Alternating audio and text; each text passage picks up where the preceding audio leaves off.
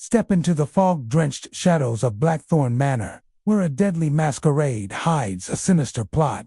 Sherlock Holmes and Dr. Watson unravel a web of poison, betrayal, and murder orchestrated by the Crescent Order, a secret society marked by red roses and lethal thorns. From a grand ball stained with blood to London's gritty docks, they chase cloaked killers, cryptic notes, and the Star of Thorns, a ruby etched with secrets that could topple the city's elite. With time ticking toward midnight, every mask hides a motive, and every rose conceals a killer. Will Holmes unmasks the mastermind before London drowns in blood. Chapter 1. The invitation arrives in the heart of London, where gas lamps flickered and fog curled like a lazy cat. Sherlock Holmes sat in his cozy armchair at 2-1B Baker Street.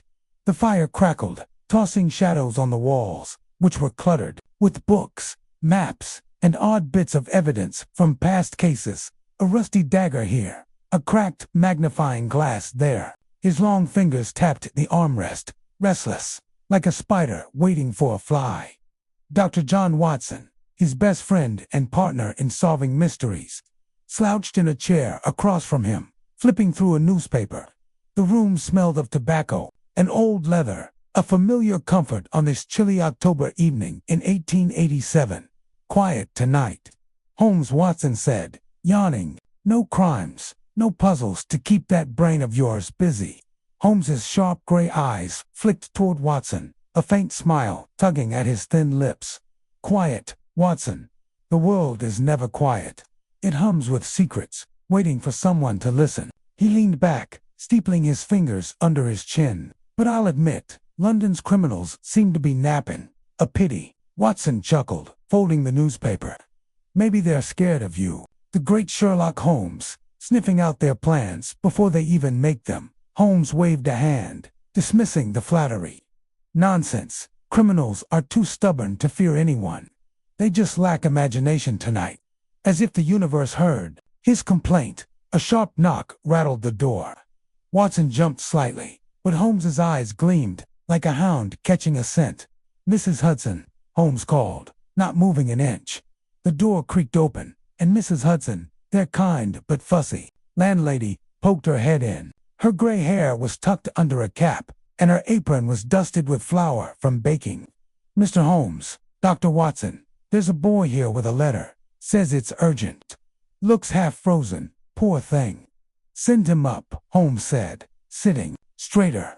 His voice was calm, but Watson knew that spark in his eyes trouble was coming, and Holmes loved trouble. A moment later, a scruffy boy shuffled in, no older than 12. His coat was too big, patched at the elbows, and his face was smudged with soot. He clutched a thick envelope, sealed with red wax, and held it out like it might bite him. For Mr. Sherlock Holmes, he mumbled, eyes darting around the room. Holmes took the envelope, turning it over in his hands.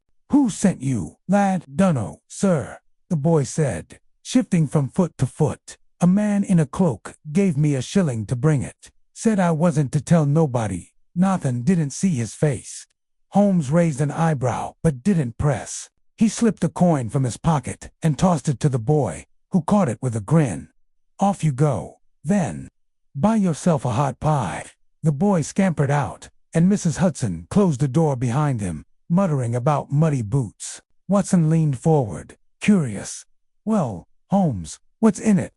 Holmes didn't answer right away. He studied the envelope like it was a puzzle.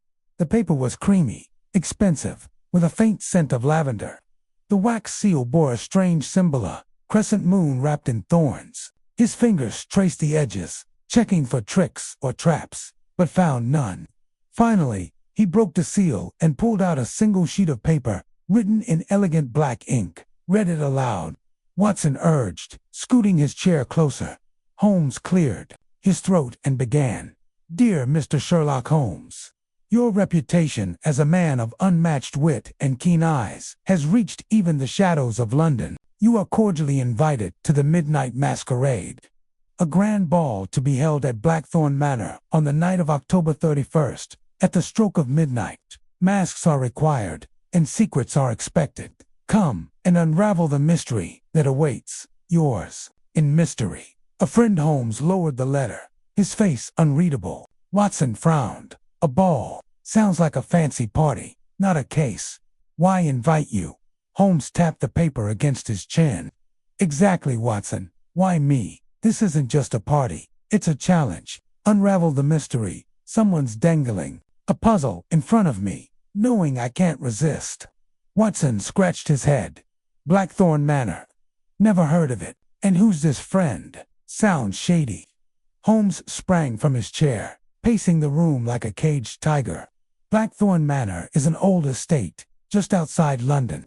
Belongs to the Blackthorn family. Rich but reclusive they've been, quiet for years, ever since old Lord Blackthorn died under odd circumstances.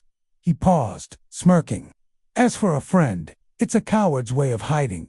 But they know me. They want me there. Watson leaned back, crossing his arms. Could be a trap. You've made plenty of enemies, Holmes. Maybe someone wants you out of London, or worse. Holmes stopped pacing and grinned, a glint of mischief in his eyes. A trap. Splendid. Nothing stirs the mind like danger. But I doubt it's that simple. This smells of something bigger. A game, perhaps. Watson groaned. A game. Holmes, normal people don't play games with mysterious letters and creepy manners. Normal people bore me, Holmes said, tossing the letter onto the table. He grabbed his pipe from the mantel and lit it, puffing thoughtfully. We're going, Watson. Pack your best suit and a mask. Watson blinked. I didn't sign up for this. What if it's dangerous? Holmes exhaled a cloud of smoke, his eyes narrowing. If it's dangerous, all the better. Besides, I need you. Who else will keep me from getting too reckless? Watson sighed, knowing he was already defeated. Fine. But if we end up chased by ghosts or locked in a dungeon, I'm blaming you. Holmes chuckled, but his mind was already racing. He moved to his desk, pulling out a map of London and its outskirts. His finger traced the roads until it landed on a spot marked Blackthorn Manor. Remote, he muttered. Perfect place for secrets. Over the next few days, Holmes was a whirlwind. He sent telegrams to old contacts, digging for gossip about the Blackthorn family. He learned little Lord Blackthorn's death was ruled an accident, but rumors whispered of foul play. The family's wealth came from trade, but their business dealings were murky. The manor itself was said to be a maze of rooms and hidden corners, untouched for years. Watson, meanwhile, tried to keep up. He bought 2 masks from a shop in Covent Garden, black one with silver swirls for Holmes, and a plain gold one for himself. He also packed his revolver, just in case. Better safe than sorry, he told Holmes, who only smirked. The night before the ball, Holmes sat by the fire, staring at the invitation again. Watson watched him, worried. You're obsessed already, Watson said. What's got you so hooked? Holmes held up the letter, pointing to the seal's symbol. This moon and thorns, it's not random. It's a clue. I've seen it before, in an old book about secret societies. Whoever sent this isn't just playing a game. They're testing me. Watson shivered, despite the fire's warmth. Secret societies. Holmes, this sounds worse by the minute. Holmes leaned forward, his voice low and intense. That's why we're going, Watson, to pull the mask off this mystery and see who's behind it. Are you with me? Watson nodded, though his heart wasn't sure. Always, Holmes, always. On October 31st, as dusk painted the sky purple, Holmes and Watson boarded a carriage bound for Blackthorn Manor. The driver, a silent man in a hooded cloak, said nothing as they rattled through London's foggy streets and into the countryside. The air grew colder, the trees bare and twisted, like fingers clawing at the sky. Watson clutched his mask, his stomach tight with nerves. Holmes, however, looked alive, his eyes scanning the darkness as if it held answers. The carriage slowed, and Blackthorn Manor loomed ahead. It was a sprawling, Gothic beast of a house, with tall spires and windows that glowed like eyes. Torches lined the driveway, casting eerie light on masked guests stepping from carriages. Laughter and music drifted out, but there was something off about it, like a tune played just a bit too fast. Holmes adjusted his mask, his expression sharp. Stay close, Watson. The game begins now. Watson swallowed hard, pulling on his own mask. Right, let's hope we win. They stepped out of the carriage and into the night, the invitation's words echoing in their minds. Come and unravel the mystery that awaits. Blackthorn Manor's doors yawned open, ready to swallow them whole. Chapter 2. The masked stranger Sherlock Holmes and Dr. John Watson stepped through the towering doors of Blackthorn Manor, their masks snug against their faces. The grand hall swallowed them, a cavern of glittering chandeliers and polished marble. Guests swirled in a sea of silk and velvet, their faces hidden behind masks of feathers, jewels, and painted grins. Music from a string quartet floated above the chatter, but to Holmes, it sounded like a clock ticking, counting down to something unknown.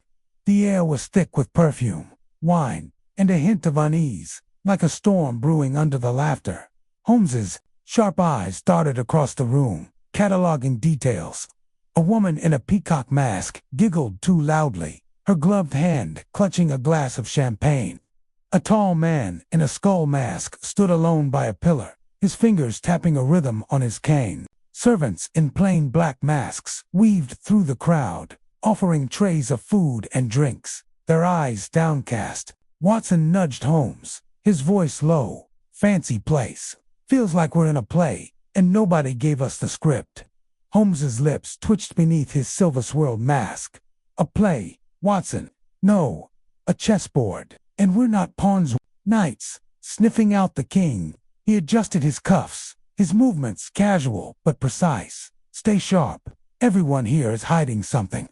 Watson frowned, gripping his gold mask's edges. How do you know? They're just dancing and drinking. Holmes leaned closer, his voice a whisper. Look at their hands. Clenched fists, nervous twitches, rings twisted too often. Masks hide faces, not habits. This isn't a party. It's a disguise for something darker. Before Watson could argue, a servant approached, his black mask featureless except for slits for eyes.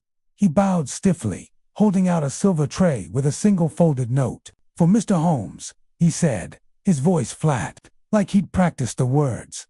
Holmes took the note, his fingers brushing the paper cheap, unlike the invitation. The servant melted back into the crowd before Watson could ask anything. Holmes unfolded the note, his eyes narrowing as he read the scrawled words. Look to the rose. Danger blooms at midnight. Watson peered over his shoulder. What's that mean? Roses. Midnight. Sounds like a riddle. Holmes tucked the note into his pocket, his face unreadable. A warning, or a lure. Either way, it's a move in the game. He scanned the hall, his gaze locking on a massive floral display near the staircase, a tangle of red roses, their petals catching the chandelier's light. Come, Watson, let's admire the flowers. They wove through the crowd, Holmes gliding like a shadow, Watson trailing with less grace. Guests parted around them, some staring, others turning away too quickly. Watson felt eyes on his back, prickling his neck. Holmes, he muttered, we're being watched. Of course we are, Holmes said, not looking back. The question is, by whom? At the rose display, Holmes crouched, his fingers hovering over the blooms. He sniffed the air, then plucked a single petal, rubbing it between his thumb and forefinger. Freshly cut, he murmured. No thorns.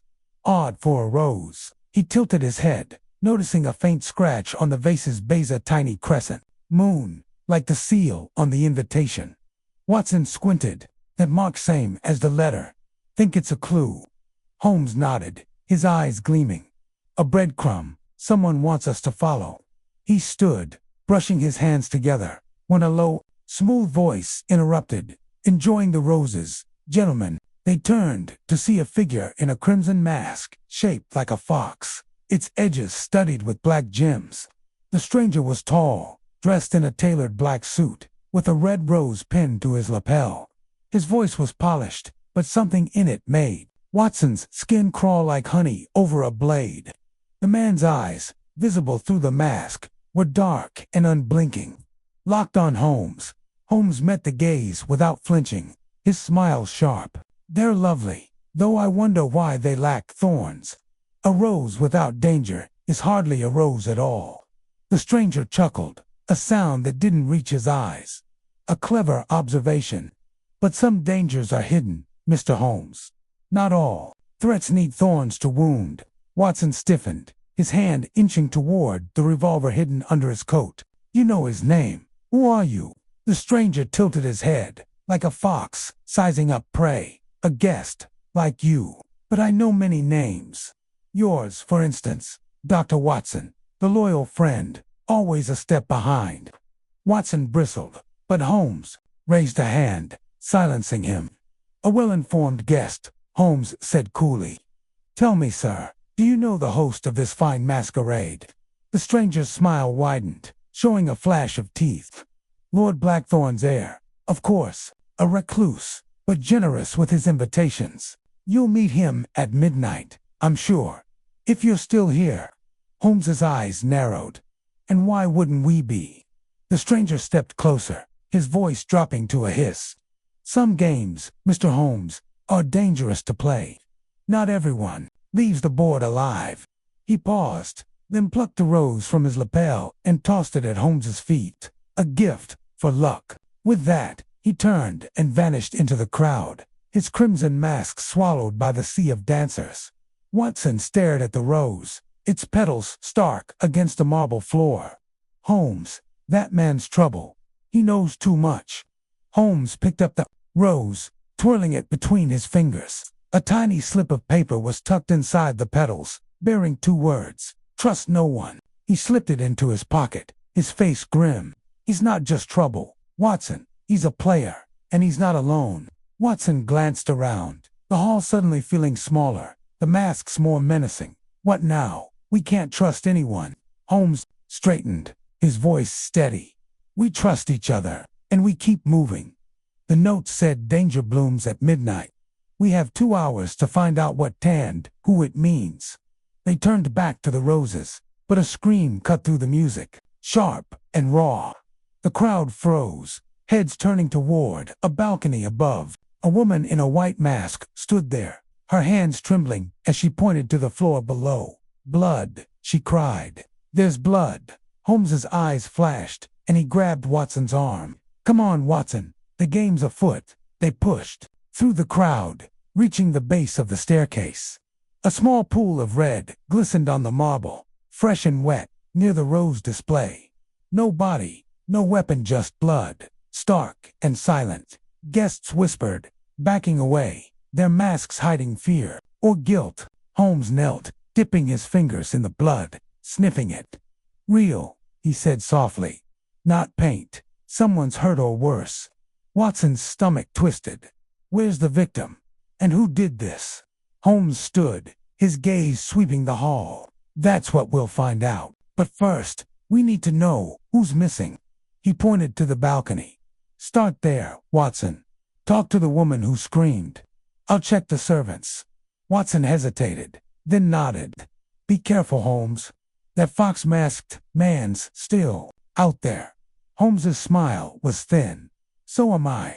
They split up, Watson climbing the staircase while Holmes slipped into the shadows. The music started again, unsteady, as if the quartet was trying to drown out the fear. The blood remained, a dark promise that the Midnight Masquerade was no ordinary ball. Somewhere in the manor, the masked stranger watched, and the clock ticked closer to midnight. Chapter 3, Whispers in the Fog. The grand hall of Blackthorn Manor buzzed with nervous energy as Sherlock Holmes and Dr. John Watson parted ways. The fresh blood on the marble floor, a grim marker of the mystery unfolding.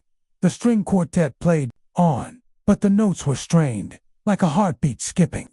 Guests huddled in clusters, their masked faces hiding fear or curiosity, while servants moved swiftly to clean the blood, their black masks giving nothing away. Watson climbed the winding staircase toward the balcony where the woman had screamed, his gold mask feeling heavy against his face.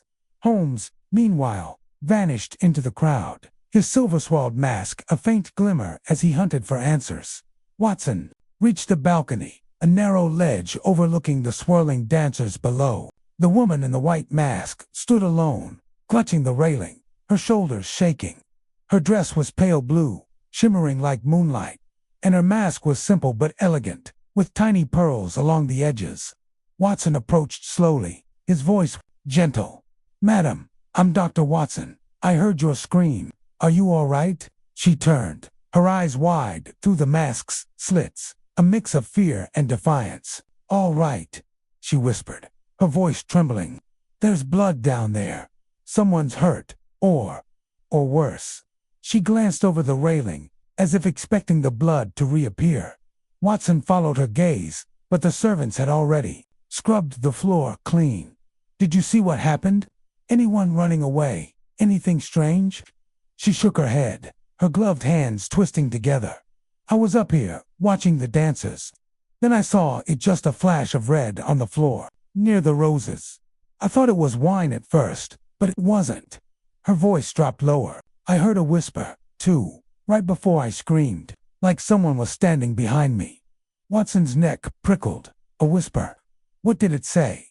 She leaned closer, her voice barely audible. "It said, 'The rose bleeds.'" I turned, but no one was there. Just fog, outside the window.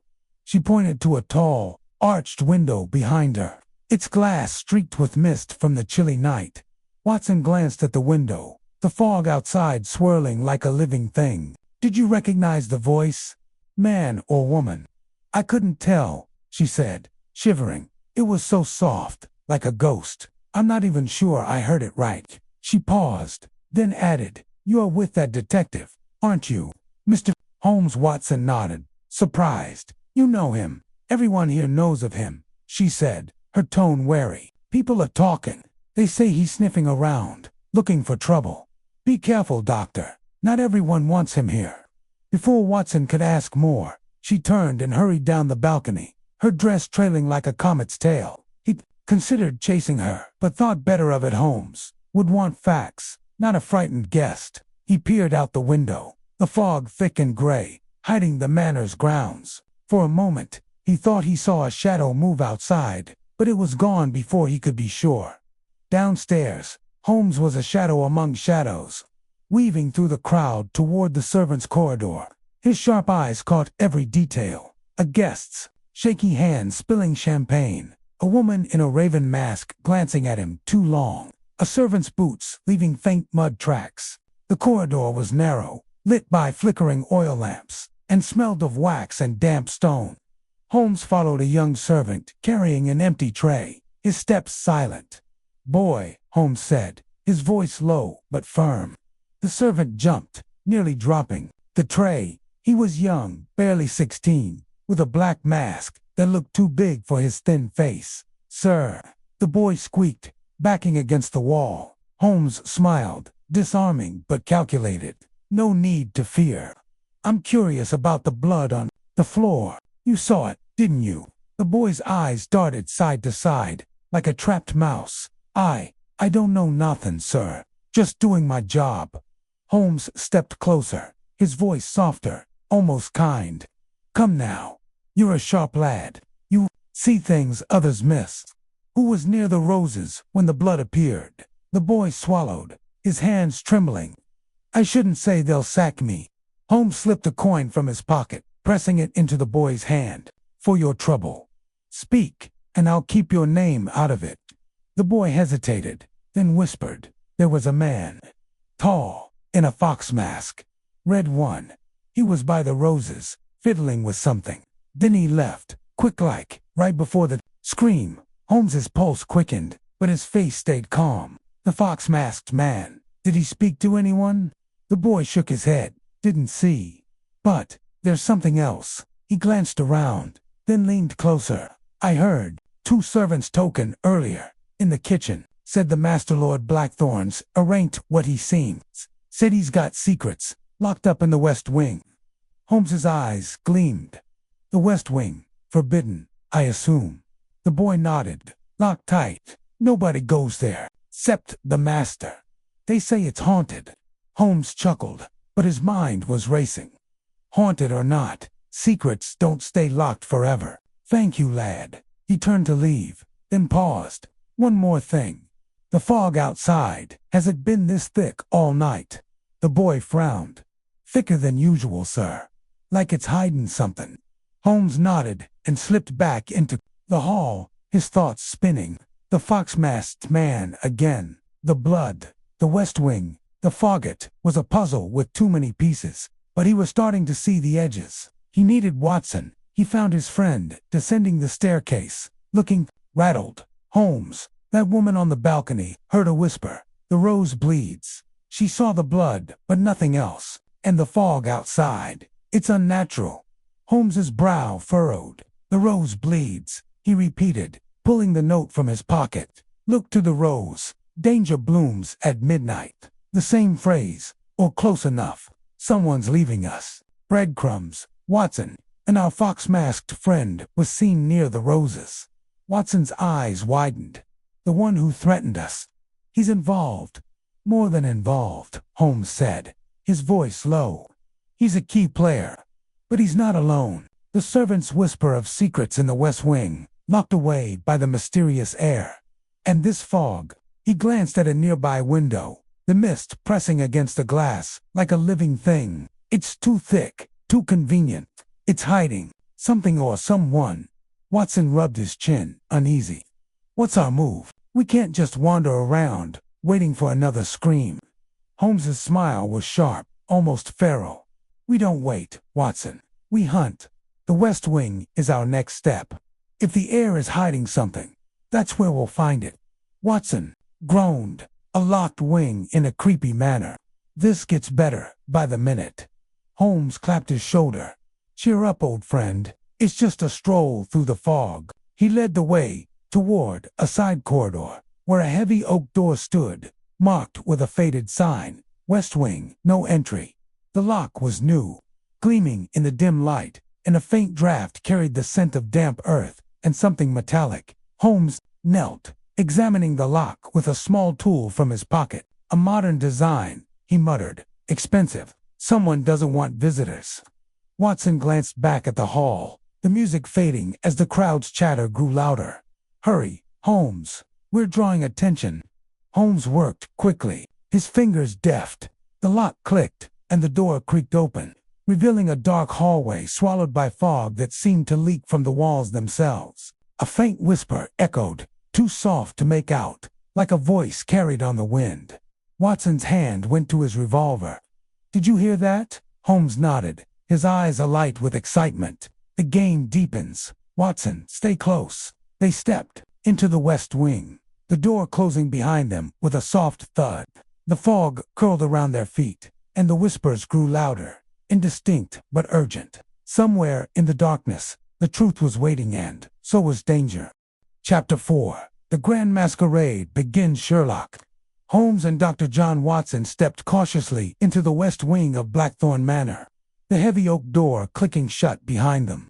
The air was cold, heavy with the scent of damp stone, and something sharp, like rusted iron.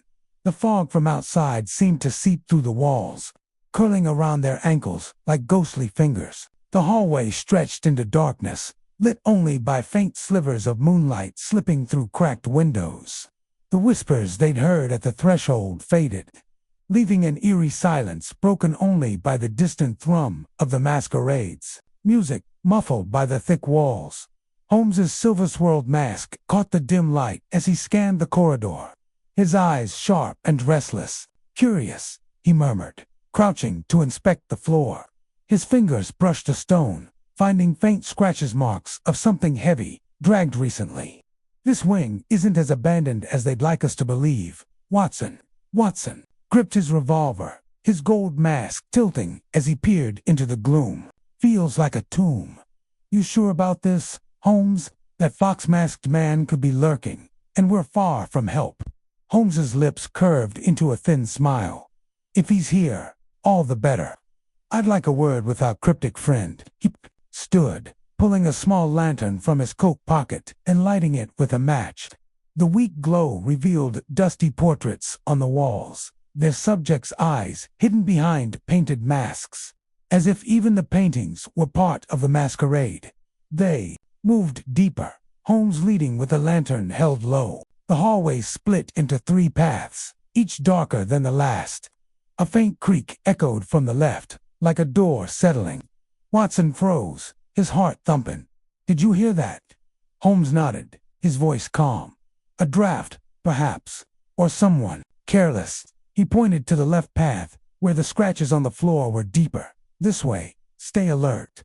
The left corridor was narrower, the walls lined with faded tapestries depicting moonlit gardens and thorny vines. The air grew colder, the metallic scent stronger. Holmes paused at a door half hidden behind a tapestry, its wood splintered at the edges. The lock was old, rusted, but recently forced open scratches gleamed fresh around the keyhole. "Someone's been here," Holmes said, pushing the door gently. It groaned, revealing a small room cluttered with crates and covered furniture. Like a forgotten attic.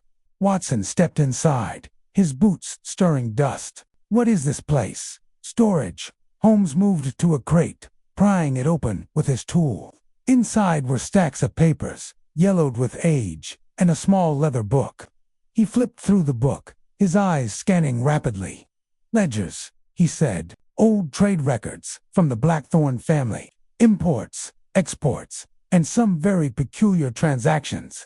He pointed to a page, listing shipments of rare botanicals to unnamed buyers, dated just before Lord Blackthorn's death. Watson frowned. "Botanicals like plants. Doesn't sound sinister." Holmes's eyes gleamed. "Not just plants, Watson. Rare ones, poisons, perhaps, or worse." He tucked the book into his coat. The Blackthorns weren't just traders. They dealt in secrets. A sudden clatter from the hallway made Watson spin, his revolver raised. The lantern's light flickered, casting wild shadows. "Holmes, someone's out there." Holmes doused the lantern, plunging them into darkness. "Quiet," he whispered, pulling Watson behind a crate. Footsteps approached, slow, deliberate, like a predator stalking. A faint glow appeared. Another lantern, held by a figure in a hooded cloak. The figure paused at the door, their mask glinting a hawk's face, sharp and cruel.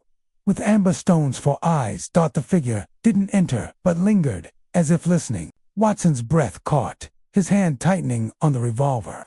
Holmes's hand rested on his arm, a silent command to wait. After a tense moment, the figure turned and moved down the hall, their light fading. Watson exhaled, his voice a hiss. "Who was that? Another player in your game?" Holmes relit the lantern, his face grim. "Likely. Too many masks, Watson, and not enough faces." He stood, brushing dust from his coat. "We need to return to the ball. The West Wing holds secrets, but the answers are among the guests." They retraced their steps, the whispers returning soft, unintelligible, like voices trapped in the fog. The oak door was still unlocked, and they slipped back into the grand hall. The masquerade was in full swing now, the music louder, the dancing wilder. Guests spun in pairs, their masks flashing like jewels. But the air felt heavier, charged with secrets. Holmes scanned the crowd, his gaze locking on a figure near the Centaura woman in a raven mask, her black dress shimmering with silver threads. She was watching them, her head tilted slightly, like a bird studying prey. "Watson," Holmes said, "do you see her?" "The raven mask, by the fountain." Watson nodded, his eyes narrowing. "She's staring. Think she's with the fox or the hawk." "Possibly," Holmes said. "Or she's another piece of the puzzle." He started toward her, but a gong rang out, deep and resonant, silencing the music. The crowd turned as a figure appeared at the top of the grand staircase, a man in a golden mask shaped like a lion, his cloak embroidered with thorns and moons. "Ladies and gentlemen," the man announced, his voice booming yet smooth, like velvet over steel. "Welcome to the Midnight Masquerade. I am your host, the heir of Blackthorn Manor. Tonight, we celebrate secrets, but beware some truths cut deeper than others." He raised a glass, and the crowd echoed, though their cheers were uneasy. Holmes leaned close to Watson. "Our host, notice his ring crescent moon design. He's no stranger to our mystery." Watson squinted. "You think he's behind the blood, the notes?" "Too early to say," Holmes replied, his eyes never leaving the lion-masked man. "But he's no innocent bystander." The host descended the stairs, mingling with the crowd, and Holmes nudged Watson. "Time to mingle, old friend. Keep an eye on the raven woman."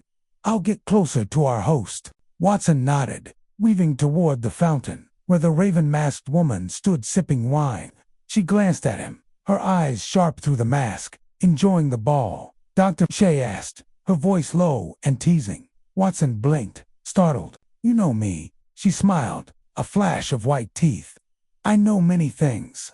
Like the fact that your friend is poking into places he shouldn't. She stepped closer, her voice dropping. Tell Mr. Holmes to be careful. The fog hides more than he thinks. Before Watson could respond, she slipped into the crowd, gone in a swirl of black silk. He cursed under his breath, scanning for her, but she was as gone as the blood on the floor. Holmes, meanwhile, shadowed the host, catching snippets of conversation. The lion-masked man spoke of art, wine, and old family legends, but his words were careful, too polished. Holmes noted his hand steady, no nervous twitches, but a faint scar on his wrist, barely visible under the cuff. A clue, perhaps. As the clock neared 11, Holmes rejoined Watson, his face tense. The Raven woman warned me off, Watson said. Said the fog hides things. She knew my name, Holmes. Holmes's brow furrowed. She's part of it. Then, the host, to his ring, matches the seal. The West Wing, the blood, the notes, it's all connected. And our host is at the center. Watson glanced at the clock. 1 hour to midnight. What's next? Holmes's eyes burned with focus. We dance, Watson, not with partners, but with danger. The masquerade is a mask for something bigger. We'll find it before the clock strikes. The music swelled, and the crowd spun faster, but the fog outside pressed thicker against the windows, whispering secrets only Holmes could hear. The grand masquerade was just beginning, and the truth was still out of reach. Chapter 5. A Dance with Secrets. The Grand Hall of Blackthorn. Manor pulsed with life as the midnight masquerade swirled toward its peak. Chandeliers cast golden light over masked dancers, their shadows twisting like specters on the marble floor. The string quartet played a waltz, its notes sharp and urgent, as if racing the clock toward midnight. Sherlock Holmes and Dr. John Watson stood near the fountain, the air around them thick with the scent of roses and suspicion. The warning from the raven-masked woman echoed in Watson's mind, and Holmes's eyes burned with the thrill of the chase, scanning the crowd for the next clue. Holmes adjusted his silver-swirled mask, his voice low. The host's ring, the raven woman's warning, the blood by the roses, it's a web, Watson, and we're closing in on the spider.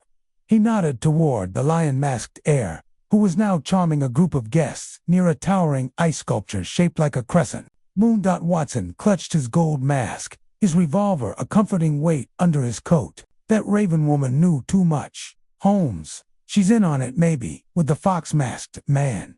Holmes's lips twitched, or against him. Alliances shift in games like this. We need to test the players.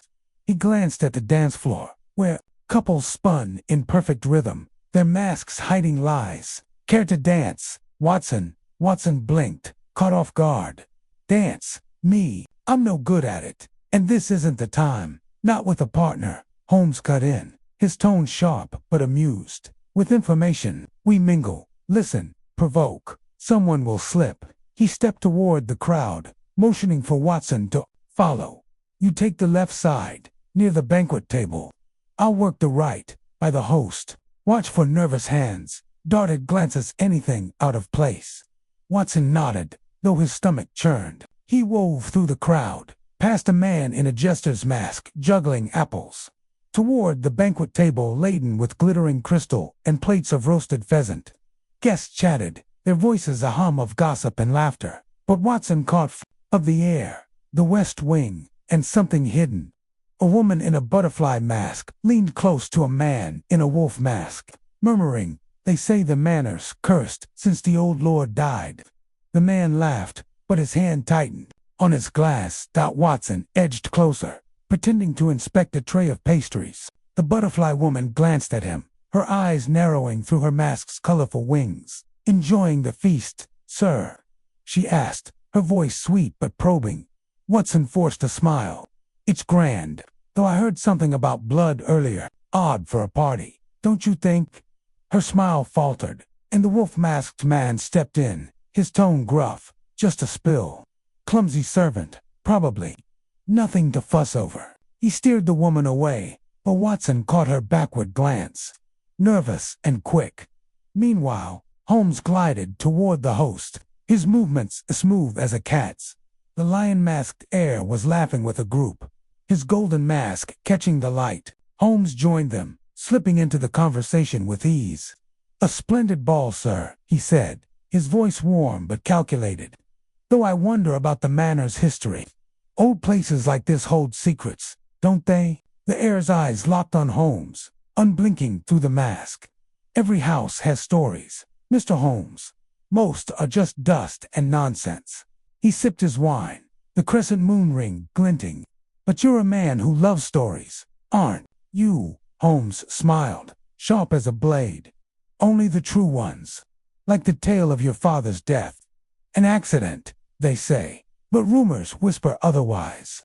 The group fell silent, and the heir's hand paused mid-sip. "Rumors are cheap," he said, his voice still smooth but colder now. "You do well to ignore them." He turned to a guest, changing the subject, but Holmes noted the tension in his shoulders, the slight tremor in his ringed hand. As Holmes stepped back, a hand grazed his arm. He turned to find a woman in a cat mask, her green eyes bright through the slits. Her dress was emerald silk, and a single rose hung from a ribbon at her waist. "Mr. Holmes," she purred, her voice low and playful, "you're asking dangerous questions." Holmes tilted his head, studying her. "And you're offering dangerous answers, I presume." She laughed, a sound like tinkling glass. "Perhaps, but you should know the roses here aren't just for show. They mark the players." She tapped the rose at her waist, then leaned closer. "Check the library, second floor, behind the portrait of the old lord. You'll find something enlightening." Before Holmes could press her, she spun away, vanishing into the dancers. He memorized her walk, graceful, deliberate, like someone trained to move unseen. The library, he thought. Another breadcrumb. He rejoined Watson by the fountain, where his friend was looking flustered. "Holmes, the guests are twitchy. Mention the blood." And they clammed up. "Something's off." Holmes nodded, his mind racing. The heir's hiding something. His reaction to my question about his father was too controlled. "And a woman in a cat mask just pointed me to the library. Said to look behind the old lord's portrait." Watson frowned. "Another masked stranger, with riddles. This place is crawling with them. Can we trust her?" "Trust no one," Holmes said, echoing the fox-masked man's note. "But we follow the lead. The library's our next move."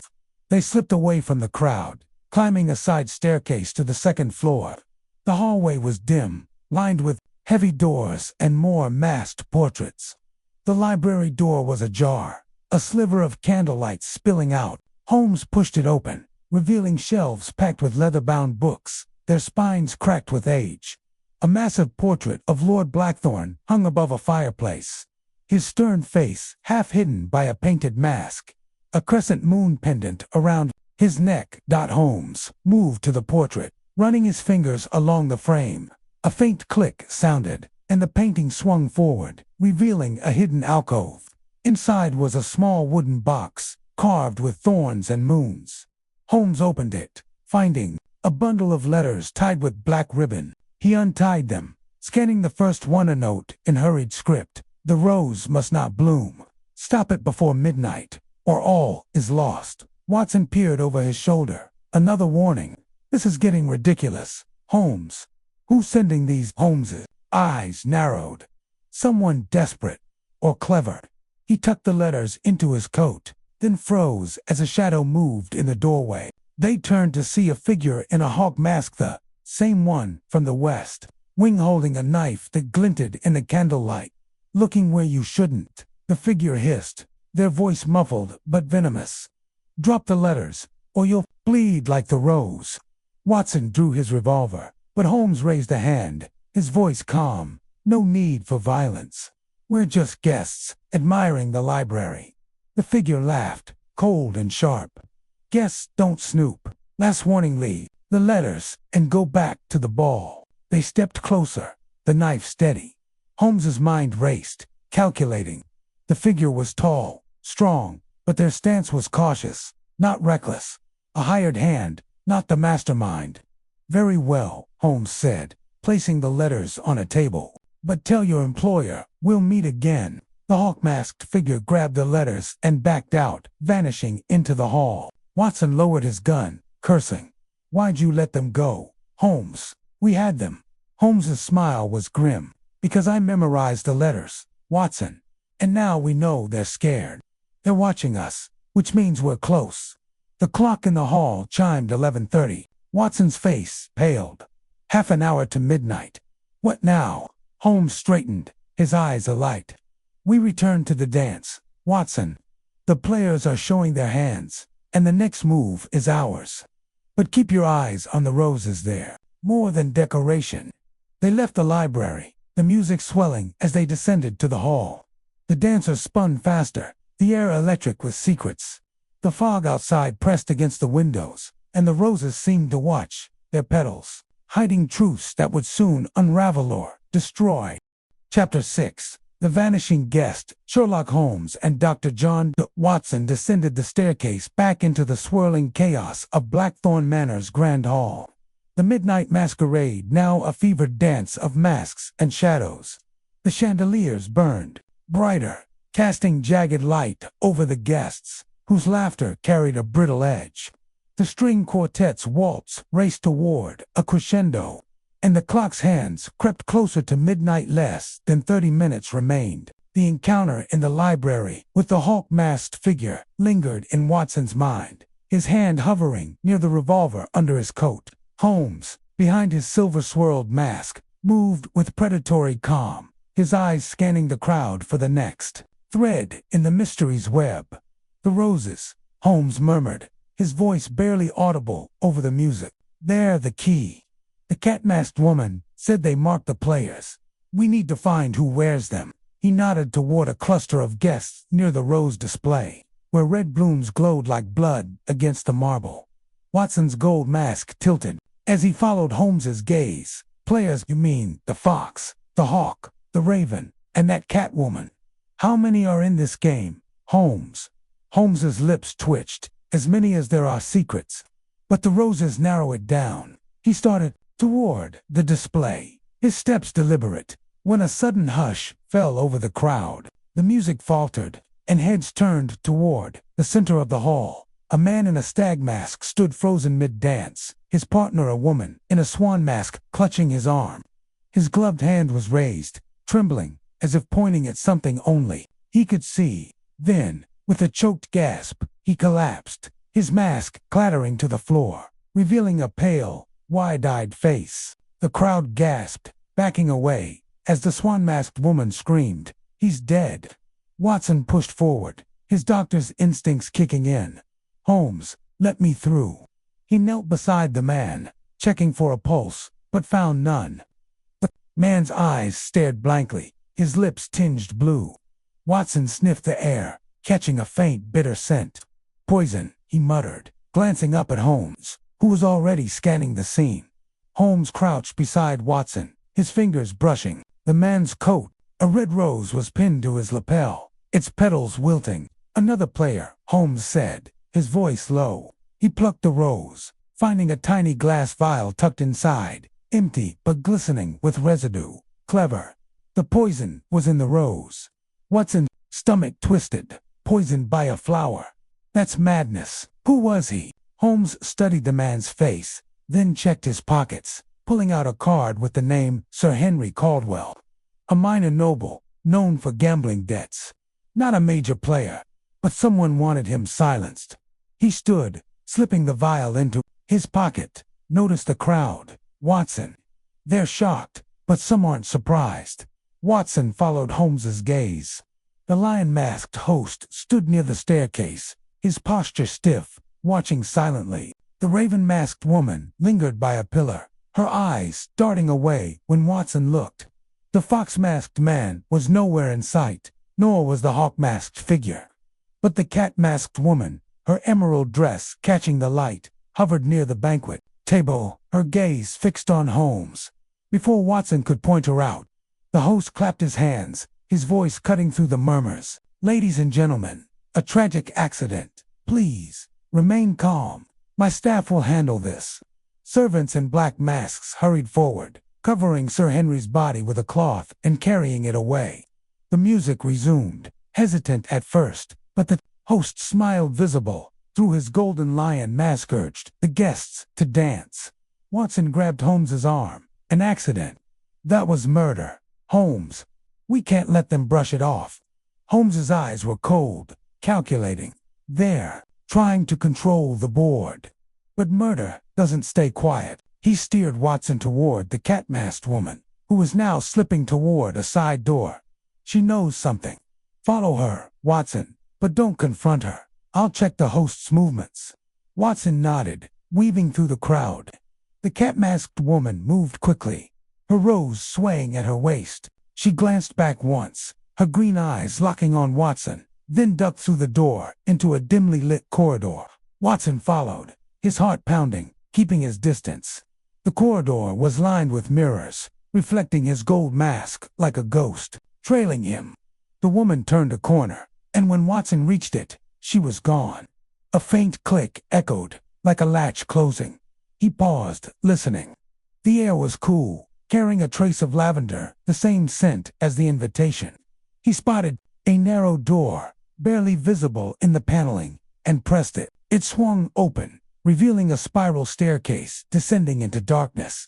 Watson hesitated, his revolver in hand, then heard a soft rustle below.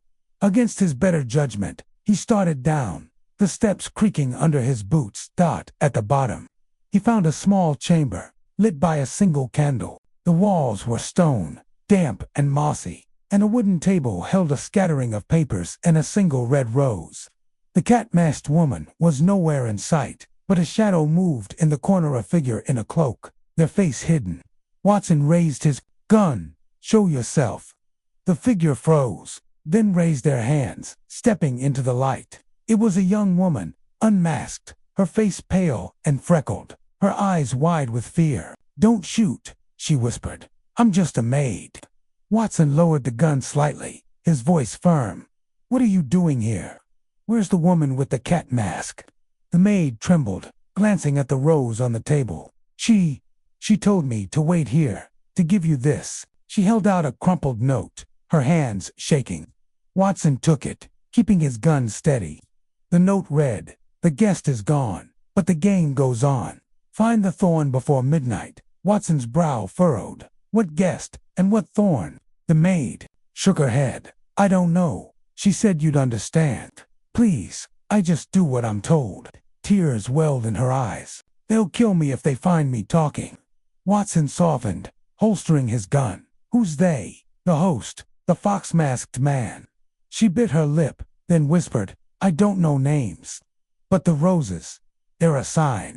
Only certain guests wear them. They're marked."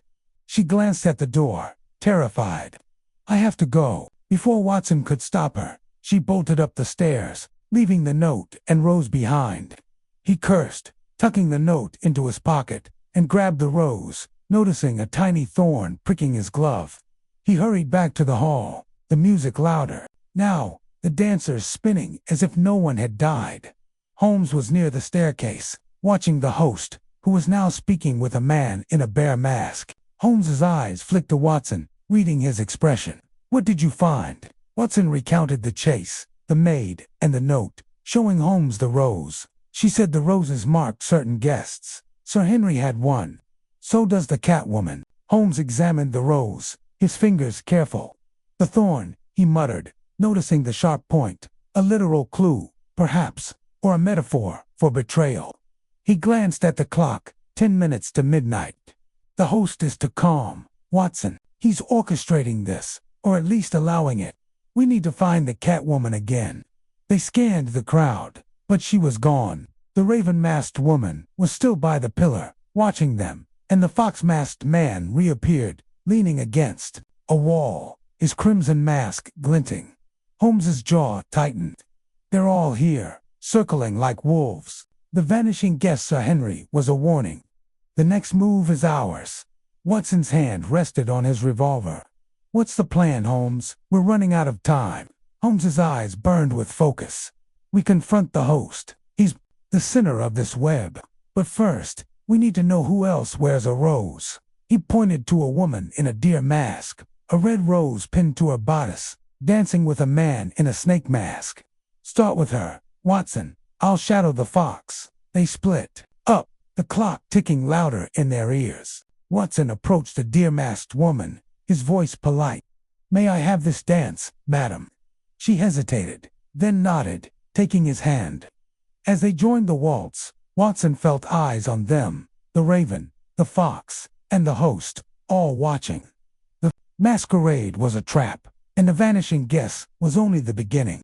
Chapter 7. Clues in the Candlelight. The Grand Hall of Blackthorn Manor thrummed with the feverish energy of the Midnight Masquerade, the air thick with the scent of roses, wine, and fear.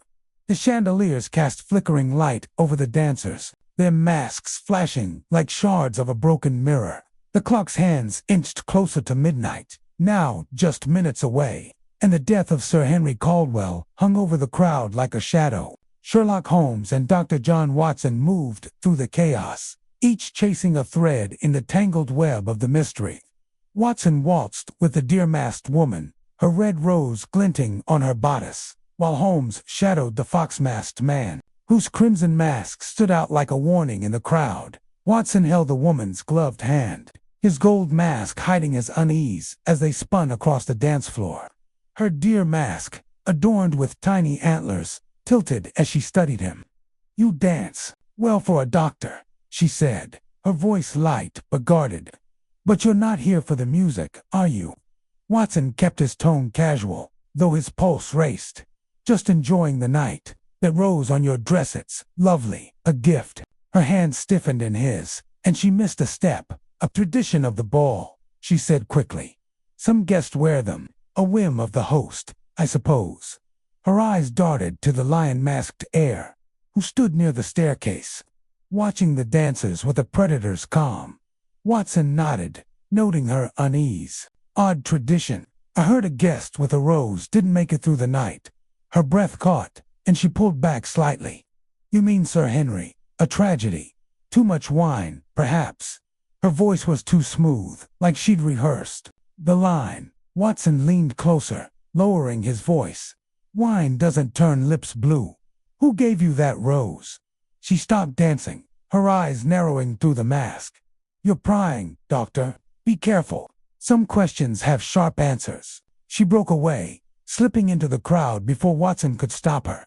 He cursed under his breath, scanning for her deer mask, but she was gone, swallowed by the sea of dancers. Across the hall, Holmes trailed the fox-masked man, who leaned against a wall near a towering candelabra, its flames casting long shadows. The man's posture was relaxed, but his fingers toyed with the rose on his lapel, a nervous tick. Holmes approached, his silver-swirled mask catching the candlelight. "A fine evening," Holmes said, his tone deceptively warm. "Though it's a pity about Sir Henry, a friend of yours." The fox-masked man turned, his dark eyes glinting through the mask. "Never met him," he said, his voice smooth but edged with mockery. "People die, Mr. Holmes. Especially those who meddle." Holmes smiled, unfazed. "Meddling is my trade, and you seem well-versed in it, yourself. That rose does it mark you as a meddler, too." The man's hand froze on the rose, then dropped. "You're fishing. Careful you don't catch something you can't handle." He stepped closer, his voice a hiss. "The candles see everything, Mr. Holmes. Look to them if you want answers." He turned and melted into the crowd, leaving Holmes staring at the candelabra. Holmes's eyes narrowed, scanning the flickering flames. The candelabra was ornate, its base carved with thorns and moons, like the invitation's seal. He stepped closer, noticing a faint smudge on one candle, a dark, waxy residue, unlike the others. He scraped a bit with his fingernail, sniffing it. Bitter, acrid, the same scent Watson had caught on Sir Henry's body. Poison. Holmes glanced around, ensuring no one watched, then used his tool to pry open a small compartment in the candelabra's base. Inside was a folded slip of paper, barely larger than a matchstick. He unfolded it, reading the scrawled words. The thorn pierces at midnight. Trust the shadow, not the light. Holmes's pulse quickened, but his face remained calm. Another clue, another riddle. The shadow could mean anyone, the fox, the raven, the cat, or even the host. He pocketed the note and rejoined Watson, who was pushing through the crowd, his face flushed. Holmes, the dear woman, dodged my questions and vanished, Watson said, his voice low. She said the roses are a tradition, but she was scared when I mentioned Sir Henry. Holmes nodded, his mind racing. The fox pointed me to the candles. I found this. He showed Watson the note, keeping it hidden in his palm. The poison that killed Sir Henry came from that candelabra. The roses marked the target sore. The killers. Watson's eyes widened. Targets. You think more will die. Unless we stop it, Holmes said, his gaze sweeping the hall. The lion-masked host was now moving through the crowd, shaking hands, his ring flashing. The raven-masked woman lingered near a window, her black dress blending with the shadows. The cat-masked woman was back, sipping wine by the banquet table, her rose still at her waist. Watson's hand hovered near his revolver. The host's got to know what's happening. He's too calm, Holmes. We should confront him. Holmes shook his head. Not yet. He's a puppet master, but he's not alone. We need to find the shadow from the note. He paused, his eyes locking on a dark corner of the hall where a figure stood, barely visible, cloaked in black with no mask. Their face was hidden by a hood, but a red rose hung from their belt. Watson followed Holmes's gaze. That's no guest. Who are they? Holmes's voice was low, intense. The shadow, perhaps, or another trap. He started toward the figure, but the clock began to chime, its deep tolls echoing through the hall. 11:55, 5 minutes to midnight. The crowd slowed, the dancers pausing as the host climbed the staircase, raising his glass. Friends, he called, his voice rich and commanding, the hour approaches. At midnight, all masks come off, and secrets will be revealed. Prepare yourselves. The guests cheered, but Holmes's eyes were on the cloaked figure, who slipped through a side door as the chimes continued. Watson, follow the shadow. I'll keep watch on the host. Watson nodded, hurrying after the figure, his heart pounding. The side door led to a narrow hallway, its walls lined with flickering candles. The cloaked figure was ahead, moving fast, their rose swaying. Watson kept his distance, his revolver ready. The hallway ended at a glass door leading to a terrace. The fog outside so thick it seemed to swallow the manor. The figure stopped on the terrace, turning slightly. Watson caught a glimpse of pale skin under the hood, but no face. Who are you? He called, his voice steady despite his nerves. What's the thorn? The figure didn't answer. Instead, they dropped the rose and bolted into the fog, vanishing like smoke. Watson rushed forward, picking up the rose. Tucked inside was another note. The shadow hides in plain sight. Look to the host's hand. Watson cursed, pocketing the note and rose, and ran back to the hall. The final chime rang as he entered, the clock striking midnight. The music stopped, and the host's voice boomed, unmasked. Guests hesitated, then began removing their masks, revealing flushed, nervous faces. Watson scanned for Holmes, spotting him near the staircase, still masked, his eyes fixed on the host. The lion-masked heir raised his hands, slowly lifting his mask to reveal a sharp-featured man with cold blue eyes and a crescent moon scar on his cheek. Holmes leaned close to Watson, whispering, the host's hand check his ring. Watson looked, noticing the crescent moon ring now gleamed with a faint red smudge blood, or something like it. Holmes, the note said the shadow hides in plain sight. The host, before Watson could finish, a scream pierced the air. The raven-masked woman, now unmasked, pointed to the floor near the rose display. Another guessed a man, in a snake mask, rose on his chest, lay crumpled, his lips blue, his eyes staring blankly. The crowd gasped, backing away, as the host called for calm. Holmes's face was grim. Another rose, another death. The thorn is striking, Watson, and the host is at the heart of it. Chapter 8. The Locked Room, Mystery. The Grand Hall of Blackthorn. Manor was a storm of panic and whispers as the second body, a man in a snake mask, marked by a red rose, lay lifeless near the rose display. The clock had just struck midnight, and the unmasking of the Midnight Masquerade revealed flushed faces and darting eyes, but no answers. Sherlock Holmes stood near the staircase, his silver swirl mask still in place, his sharp gaze fixed on the lion-masked host, now unmasked as a cold-eyed man with a crescent moon scar. Dr. John Watson pushed through the crowd to join him, clutching the note from the terrace. The shadow hides in plain sight. Look to the host's hand. The red smudge on the host's crescent moon ring burned in Watson's mind. Holmes knelt beside the body, ignoring the gasps of the guests. The man's lips were blue, his face frozen in a grimace, a faint bitter scent clinging to him, like Sir Henry Caldwell. The rose on his chest was wilted, a tiny glass vial tucked inside, empty but glistening.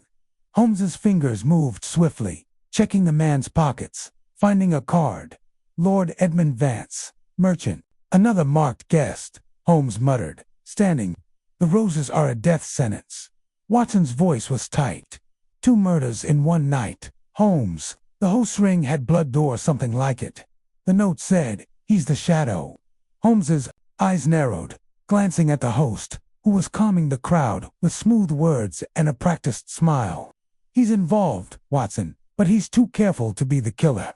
The shadow is someone else, someone using the roses to mark their targets." He scanned the hall, noting the absence of the fox-masked man, the raven woman, and the cat-masked woman. The hawk-masked figure was also gone. The host clapped his hands, his voice cutting through the chaos. "Friends, another tragedy, but fear not. My staff will see to this. Please, enjoy the night." Servants in black masks moved to cover Lord Vance's body, but Holmes stepped forward, his voice sharp. "A moment, sir," Holmes called, drawing eyes. "To deaths by poison, both wearing roses. This is no accident. I suggest you lock the doors until we find the truth." The host's smile tightened, his scar twitching. "Mr. Holmes, you're a guest, not a constable. Let my staff handle this." He gestured, and the body was whisked away through a side door. The crowd murmured, some edging toward the exits. Watson grabbed Holmes's arm. "He's covering it up. Holmes, we can't let him control this." Holmes nodded, his mind racing. "He's protecting someone or something. That door they took, the body, follow it, Watson. I'll keep the host occupied." Watson hesitated, then nodded, slipping through the crowd toward the side door. It led to a narrow service corridor, dimly lit by flickering candles. The servants carrying Lord Vance's body were ahead, moving fast. Watson followed, his revolver ready, his boots silent on the stone floor. The corridor ended at a heavy iron door, locked with a new padlock. The servants were gone, the body nowhere in sight. Watson frowned, inspecting the lock. Fresh scratches marked its surface, like it had been forced open recently. He pulled a hairpin from his Paquita trick he'd learned from Holmes and worked the lock, his hands clumsy but determined. It clicked, and the door creaked open, revealing a small, windowless room. The air was cold, smelling of damp earth, and something sharp, like chemicals, inside. Lord Vance's body lay on a stone table, covered with a cloth. A single candle burned on a shelf, casting eerie light over shelves lined with glass vials, jars of dried herbs, and strange instruments. A red rose sat on the table, its petals curling. Watson's heart raced. This was no storage room. It was a laboratory, hidden in the manor's depths. He approached the body, checking for clues. A small puncture mark on Vance's neck, barely visible, confirmed the poison's entry. Watson turned to the shelves, noticing a vial labeled Nightshade, extract with a crescent moon etched on it. His blood ran cold. Nightshade was deadly, and the moon tied it to the host. A soft click behind him made Watson spin, revolver raised. The door was still open, but a shadow moved in the corridor. A figure in a black cloak, no mask, their face hidden by a hood. "You're too late, Doctor," a low voice whispered, muffled by the hood. "The thorn has struck." Watson aimed his gun. "Who are you? Why are you doing this?" The figure didn't move. The roses bloomed for a reason. Leave this room, or you'll join them. They tossed a small object to Thorn, sharp and stained, redount to the floor, and vanished into the corridor. Watson grabbed the thorn, his mind reeling. He pocketed it and hurried back to the hall, where Holmes was arguing with the host, the crowd watching nervously. "Holmes," Watson called, pushing through. "I found a laboratory Vance's body, nightshade, and another warning." He showed the thorn, keeping his voice low. Holmes's eyes gleamed. "A laboratory, locked, I presume." Watson nodded.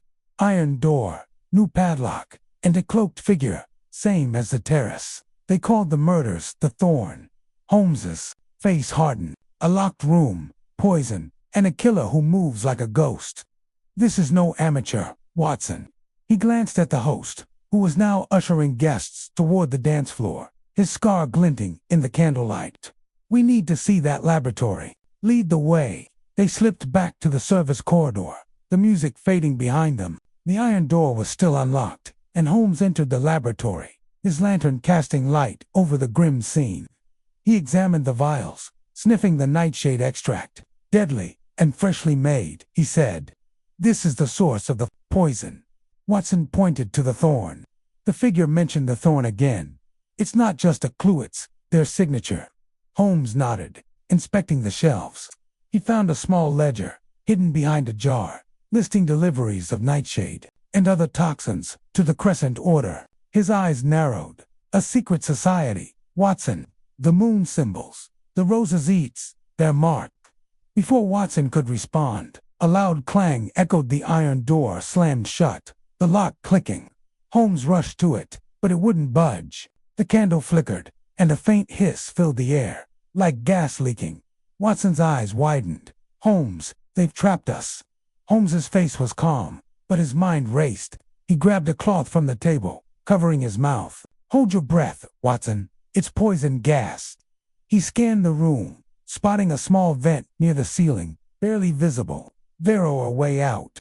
Using a chair, Holmes climbed to the vent, prying it open with his tool. The hiss grew louder, and Watson's head swam, his vision blurring. Holmes pulled him up, shoving him into the narrow vent.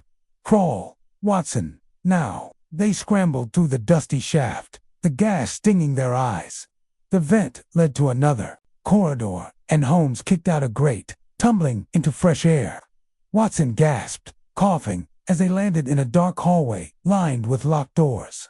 The music of the masquerade was faint, but the clock's chimes echoed -12-15. Holmes helped Watson up, his voice steady. "We're alive, but the killer's one step ahead. The Crescent Order, Noon Order, the Thorn, the locked room, it's all connected. We need to find the shadow before they strike again." Watson clutched the thorn, his voice hoarse. "We're to now, Holmes." Holmes's eyes burned with determination. "Back to the hall. The guests are unmasked, but the killer's still hiding. We'll find them before the next rose falls." Chapter 9. Shadows of Suspicion. Sherlock Holmes and Dr. John Watson staggered to their feet in the dark hallway of Blackthorn Manor, their lungs still burning from the poison gas that had nearly claimed them in the locked laboratory. The distant music of the Midnight Masquerade drifted through the walls, a mocking reminder of the glittering facade above, while death stalked the shadows below. The clock's chimes had faded, but it was past 12:15, and the killer tied to the mysterious Crescent Order was still at large. Holmes's silver-swirled mask hung askew, his sharp eyes scanning the corridor, while Watson clutched the blood-stained thorn, his gold mask glinting in the faint light of a flickering wall sconce. Holmes adjusted his mask, his voice low and steady. "We're alive, Watson, which means the killer underestimated us. The Crescent Order, the nightshade, the thorn there, closing the net, but we're not caught yet." Watson coughed, his hand on his revolver. "They locked us in with poison gas. Holmes, this isn't a game anymore. It's a slaughter. We need to warn the guests." Holmes shook his head, his gaze fixed on the hallway's end, where a faint glow suggested a return to the main hall. "Warn them, and we spook the killer. They're bold, but they're hiding among the crowd. We expose them by watching. Not shouting, he pointed to the thorn in Watson's hand. That's their mark. The roses, the thorns, it's a ritual. We find the next target before they strike. Watson's jaw tightened. How? Half the guests wore roses, and 2 are already dead. We can't watch everyone. Holmes's lips curved into a grim smile. We don't have to. The killer's pattern is deliberate, Sir Henry. Lord Vance, both minor players with debts and secrets. They're eliminating loose ends. The next target will be someone similar, marked by a rose, and close to the host. He started down the corridor, his steps silent. Come, Watson. The hall is our hunting ground. They reached a side door, leading back to the grand hall, the music swelling as they slipped inside. The masquerade was a chaotic whirl, guests now unmasked but still cloaked in suspicion. Laughter rang hollow, and eyes darted nervously, the memory of 2 deaths lingering like fog. The lion-masked host now unmasked, his crescent moon scar stark against his pale skin, stood near the fountain, speaking with a woman in a peacock mask, her rose glinting on her bodice. The raven-masked woman, unmasked as a sharp-featured brunette, lingered by a pillar, watching the host. The cat-masked woman was nowhere in sight, nor was the fox or hawk. Watson scanned the crowd, his voice low. The peacock woman with the host, she's got a rose. Could she be next? Holmes nodded, his eyes tracking the host's hand, where the crescent moon ring still bore a faint red smudge. Possibly. Or she's part of the order. Notice the host's posture to relaxed, like a man who knows the script. He glanced at the raven woman, and her she's too still, like a hawk watching prey. We split up, Watson. You shadow the peacock woman. I'll get closer to the raven. Watson hesitated, gripping the thorn. What if the killer strikes while we're separated? Holmes's gaze was steel.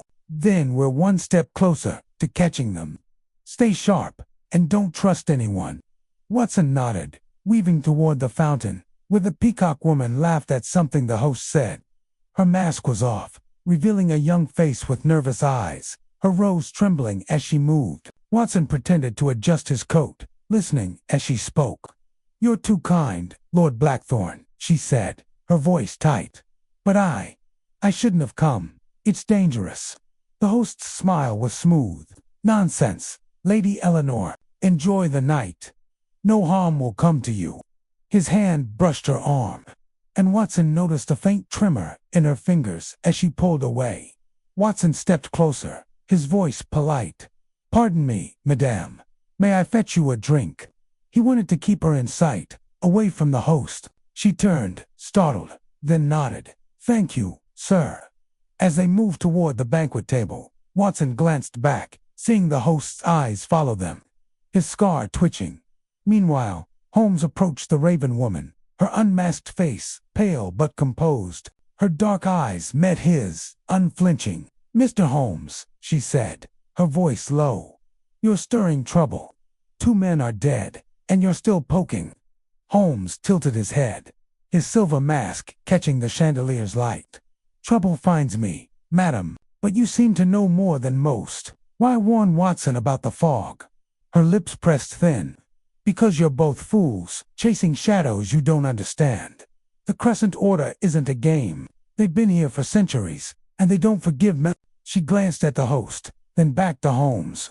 Leave now, or you'll end up like the others. Holmes's smile was sharp. Others? You mean Sir Henry and Lord Vance? Or are there more bodies we haven't found? Her face flickered, a crack in her calm. You're clever, but not clever enough. Look to the chandelier if you want truth. She turned, slipping into the crowd before Holmes could press her. Holmes glanced up at the nearest chandelier, its candles dripping wax. A faint glint caught his eye, small metal object lodged in the frame, shaped like a thorn. He climbed onto a nearby table, ignoring startled gasps, and plucked it free. It was a dart, its tip coated with a dark residue nightshade, like the laboratory's poison. A thin wire trailed from it, leading to a hidden mechanism in the chandelier's base. Holmes's pulse quickened. A trap, set to fire at an unsuspecting guest. He followed the wire's path with his eyes, tracing it to the peacock woman, near the banquet table, where Watson stood. Watson, he shouted, leaping down and shoving through the crowd. Watson turned, seeing Holmes's urgency. The peacock woman, Lady Eleanor, sipped her wine, oblivious. Holmes reached him just as a soft click sounded above. He tackled Watson and Lady Eleanor to the floor, a dart whistling past and embedding in the table. The crowd screamed, scattering, as the host called for order. Watson scrambled up, his revolver drawn. "Holmes, what was that?" Holmes held up the dart, his face grim, a killer's tool, rigged to strike from above. Lady Eleanor was the target. He helped her up, noting her trembling hands and wide eyes. "Madam, who gave you that rose?" She clutched her bodice, tears welling. "A servant, before the ball. They said it was a gift from the host." She glanced at Lord Blackthorne, who was now pushing through the crowd, his face a mask of concern. Holmes's eyes narrowed. A lie. The host is protecting the killer, or is the killer. He turned to Watson. "We need to find that servant. Black mask, like the others, but they'll have a crescent moon mark somewhere." Watson nodded, scanning the hall. Servants moved swiftly, clearing glasses. But one caught his eye, young man, near the rose display. His black mask slipping slightly, revealing a crescent moon tattoo on his neck. "Holmes, there." Holmes followed Watson's gaze, but the servant saw them and bolted, darting through a side door. "After him," Holmes shouted, and they gave chase, weaving through panicked guests. The corridor was narrow, lined with candles, and the servant was fast, his black cloak flapping like wings. They rounded a corner, finding the corridor empty, but a hidden panel in the wall was ajar. Holmes pushed it open, revealing a steep staircase descending into darkness. A faint metallic scent wafted up, like blood. Watson's grip tightened on his revolver. Another trap. Holmes's smile was feral. Or the killer's lair. "Stay close, Watson." They descended, the air growing colder, the music fading to a distant hum. At the bottom was a small chamber, its walls carved with crescent moons and thorns. A table held a single red rose, a vial of nightshade, and a list of names: Sir Henry, Lord Vance, Lady Eleanor, and others. Some crossed out. The servant was gone, but a shadow moved in the corner, a cloaked figure, their face hidden. Holmes stepped forward, his voice cold. "Enough games, show yourself." The figure laughed, low and chilling. "You're persistent, Mr. Holmes, but the crescent order's thorns cut deep. Leave, or you'll be next." They tossed a thorn at Holmes's feet and vanished through a hidden door, the panel slamming shut. Watson rushed to the door, but it was locked. "Holmes, they're slipping through our fingers." Holmes picked up the thorn, his eyes burning. "Not for long. This list, the roses, the order, it's a purge. We're close, Watson. Back to the hall. The killer's next move is coming." Chapter 10. The cryptic note. Sherlock Holmes and Dr. John Watson emerged from the hidden chamber beneath Blackthorn Manor, their hearts pounding from the chase and the chilling encounter with the cloaked figure. The air in the narrow staircase was heavy with the scent of damp stone and nightshade, and the faint echo of the Midnight Masquerade's music reminded them of the world above, a world of masks, lies, and murder. The list of names they'd found, marked with crossed-out victims and a red rose, burned in Holmes's mind. The Crescent Order was purging its enemies, and the thorn was their weapon. Watson clutched his revolver, the blood-stained thorn from the chamber, tucked in his pocket, as they climbed back to the grand hall. Holmes's silver-swirled mask glinted in the dim light as he paused at the top of the stairs, his voice low. "The order is systematic, Watson. Sir Henry, Lord Vance, Lady Eleanor, each a target with secrets tied to the Blackthorns.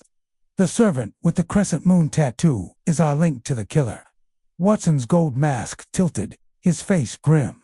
He slipped away. "Holmes, and that cloaked figure, they're playing with us, leaving thorns and riddles. What's next?" Holmes's eyes gleamed. "We find the servant. He's no mastermind, just a pawn. Pawns lead to kings." He pushed open the panel, stepping into the bustling hall. The masquerade was fraying. Guests whispered in tight clusters, their unmasked faces pale with fear after 2 deaths and a near miss with Lady Eleanor. The lion-masked host, His crescent moon scar stark under the chandeliers, moved among them, his smile to calm for the chaos. Watson scanned the crowd, his voice tense. The servant's black mask and tattoo hard to spot in this mess. And the roses. Too many guests still wear them. Holmes nodded, his gaze darting to a servant, clearing glasses near the banquet table. The man's mask was slightly askew, revealing a glimpse of a crescent moon tattoo on his neck. "There," Holmes whispered, nudging Watson. "Don't spook him. We follow." They moved through the crowd, keeping their distance. The servant glanced around, nervous, then slipped through a curtained alcove near the rose display. Holmes and Watson followed, entering a small anteroom lit by a single candle. The servant was gone, but a tray of empty glasses sat on a table, and a folded note lay beside it, sealed with a wax crescent moon. Holmes picked up the note, his fingers careful. "Another breadcrumb," he muttered, breaking the seal. The paper was cheap, the ink smudged, but the words were clear. "The thorn strikes the heart. Seek the mirror where shadows dance." He handed it to Watson, his eyes narrowing. "A mirror.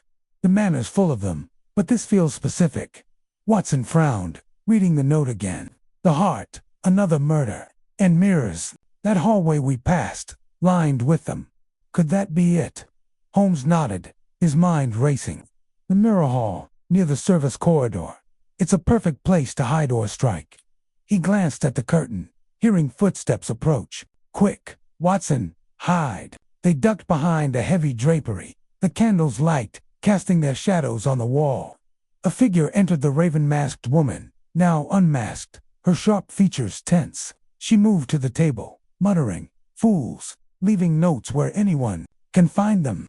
She grabbed the tray, not noticing the missing note, and hurried out. Watson whispered, "She's part of it, Holmes. Why else would she care about the note?" Holmes's face was grim. "She's either a player or a pawn. Let's find that mirror." They slipped out, heading toward the mirror hall. A long corridor lined with tall, gilded mirrors, reflecting candlelight in eerie patterns. The air was cool, the music distant, and the mirrors seemed to watch them, their reflections distorted by the flickering flames. Holmes paused, studying the mirrors. One, at the corridor's end, was slightly askew, its frame carved with crescent moons and thorns. He approached, running his fingers along the edge. A faint click sounded, and the mirror swung forward, revealing a hidden passage. "Clever," Holmes said, his voice low. "The shadows dance here, indeed." Watson gripped his revolver, peering into the dark passage. It sloped downward, the walls damp and lined with roots, like a tunnel burrowed beneath the manor. A faint glow flickered at the far end, and the metallic scent of blood lingered. "Holmes, this feels like a trap." Holmes's smile was sharp. "Traps are just puzzles with teeth. Watson, stay close." He led the way, holding his lantern low. The passage opened into a small chamber, its walls carved with crescent moon symbols. A single mirror stood in the center, cracked but gleaming, reflecting their masked faces. On the floor lay a red rose, its petals scattered, and beside it, a crumpled note. Holmes picked up the note, reading aloud. "The heart is weak when secrets bleed. The shadow waits where the rose falls." He frowned, turning the rose over. A tiny thorn, stained red, was embedded in its stem. "Another victim, Watson." Or a warning. Watson's eyes widened. "Look," he pointed to the mirror, where a shadow moved, not their reflection, but a figure in a black cloak, their face hidden. The figure raised a hand, holding a thorn, and pressed it to the glass, leaving a smear of blood. Holmes stepped forward, his voice cold. "Show yourself. Enough riddles." The figure laughed, a low, chilling sound, and vanished, the mirror rippling as if it were liquid. Holmes touched the glass, finding it solid but warm, like it held a secret.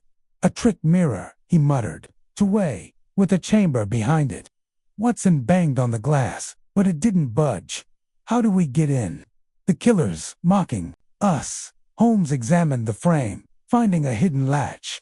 He pressed it, and the mirror swung open, revealing a narrow room. Inside was a table with a vial of nightshade, a list of names, some crossed out, including Sir Henry and Lord Van Sand, a single red rose. A cloaked figure was gone, but a fresh bloodstain marked the floor, leading to another hidden door, now shut. Watson's face paled. Another body. Or is the killer bleeding? Holmes knelt, sniffing the blood. Fresh, but not human. Animal, likely pig used to stage a scene. He stood, his eyes burning. The killer's toying with us, Watson. The note said the shadow waits where the rose falls. The rose display in the hall, it's the heart of this. They hurried back to the grand hall, the music now frantic, the guests' faces strained. The rose display stood untouched, but a single petal lay on the floor, smeared with blood. The host was nearby, speaking with Lady Eleanor, who still wore her rose. The Raven woman watched from a corner, her eyes sharp. The fox-masked man was back, leaning against a pillar, his rose glinting. Watson grabbed Holmes's arm. The rose. Display another strike. Holmes nodded, his voice low. The killer's here, Watson. The note's allure, drawing us back. Watch the roses, the guests, the host, the shadows about to move.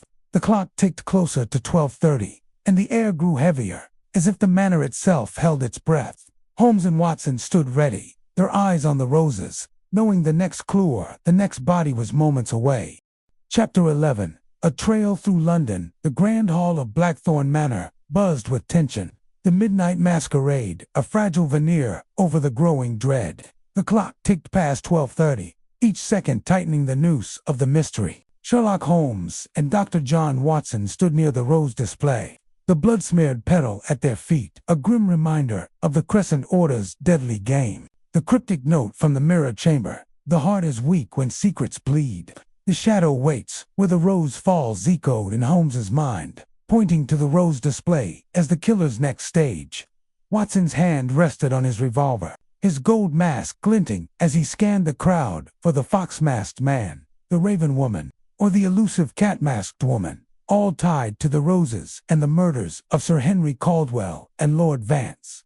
Holmes's silver swirl mask caught the chandelier, light as he knelt by the rose display, his fingers brushing the petal. Animal blood again, he murmured, sniffing the stain. The killer's staging a spectacle, Watson, but the real strike is coming.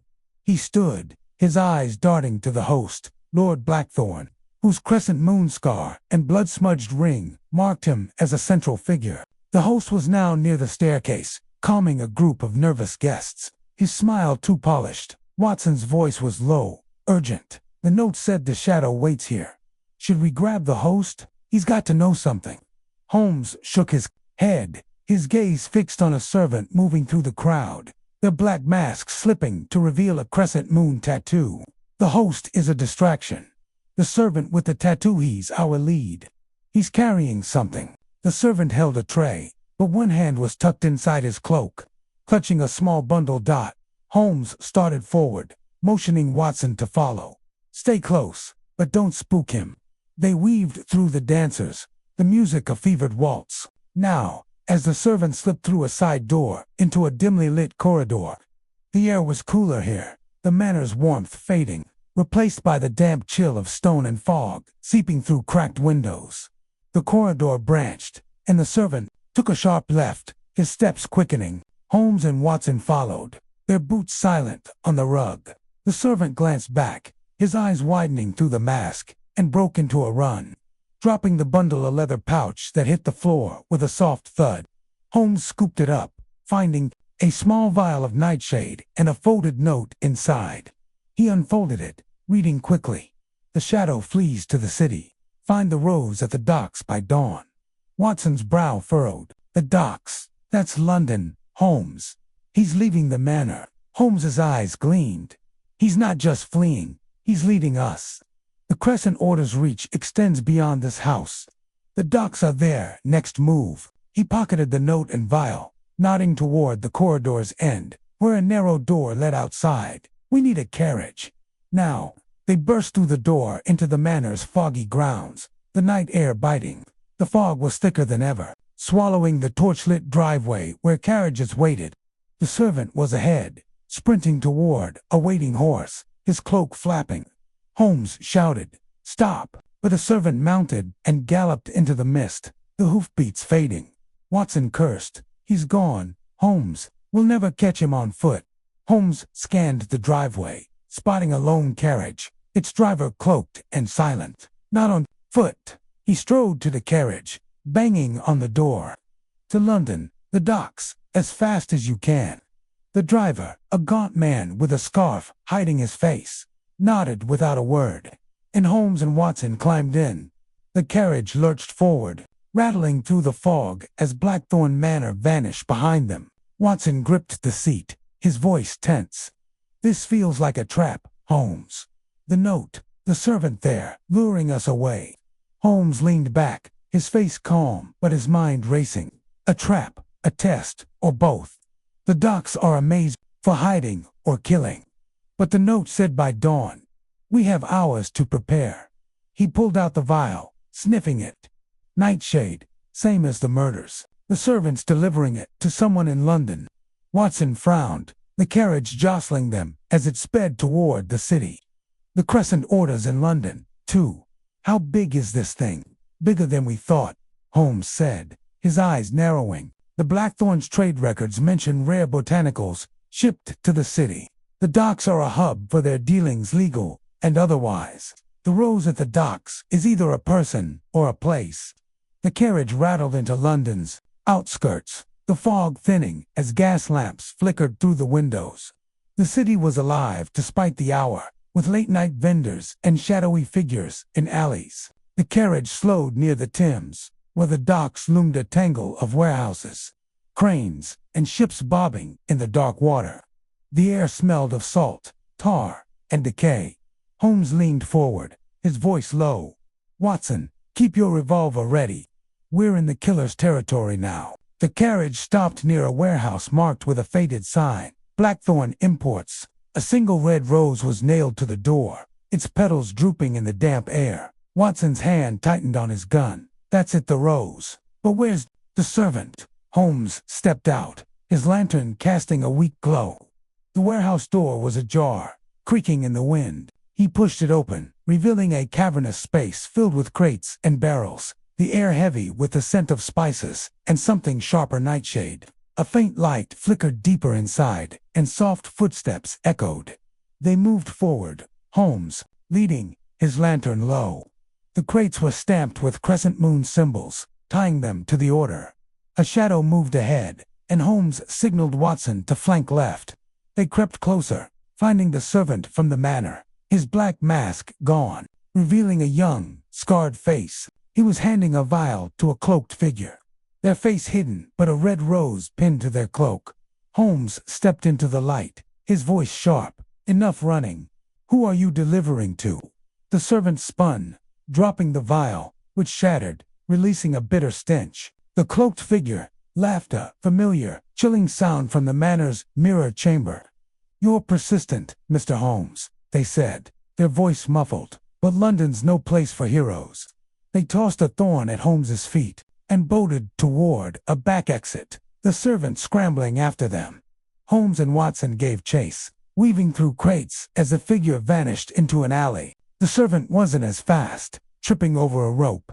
Watson tackled him, pinning him down. "Talk," Watson growled. "Who's the shadow? What's the order planning?" The servant struggled, his eyes wide. "I don't know. They pay me to deliver. That's all. The rose check, the ship, the thorn's crown. It's docked nearby. Please, don't kill me." Holmes nodded, signaling Watson to let him go. The servant fled, and Holmes turned toward the docks. "The thorn's crown," he said. "The trail leads there. Dawn's approaching. We move now." They hurried to the water's edge, finding a small ship with a crescent moon on its hull. A single lantern swayed on deck, and a red rose was tied to the railing. The fog rolled in, hiding the ship's outline, but a faint creak suggested someone was aboard. Watson's voice was tight. "Holmes, this is it. The killer's here." Holmes's smile was grim. "Or their master." Bored quietly. "Watson, the trail ends tonight." They climbed aboard, the ship rocking gently, the rose swaying like a beacon. The fog closed in, and the shadow of the Crescent Order loomed larger, waiting to strike. Chapter 12. The Hidden Passage. The fog clung to the Thames like a shroud as Sherlock Holmes and Dr. John Watson crept aboard the Thorn's Crown. A small ship docked at London's shadowy wharf. The red rose tied to the railing swayed in the damp breeze, its petals a stark warning in the lantern's dim glow. The distant hum of Blackthorn Manor's Midnight Masquerade was gone, replaced by the creak of the ship's timbers and a lapping of dark water. Holmes's silver-swirled mask caught the light as he scanned the deck, his sharp eyes missing nothing. Watson gripped his revolver, the blood-stained thorn from the manor tucked in his pocket, his gold mask glinting with every cautious step.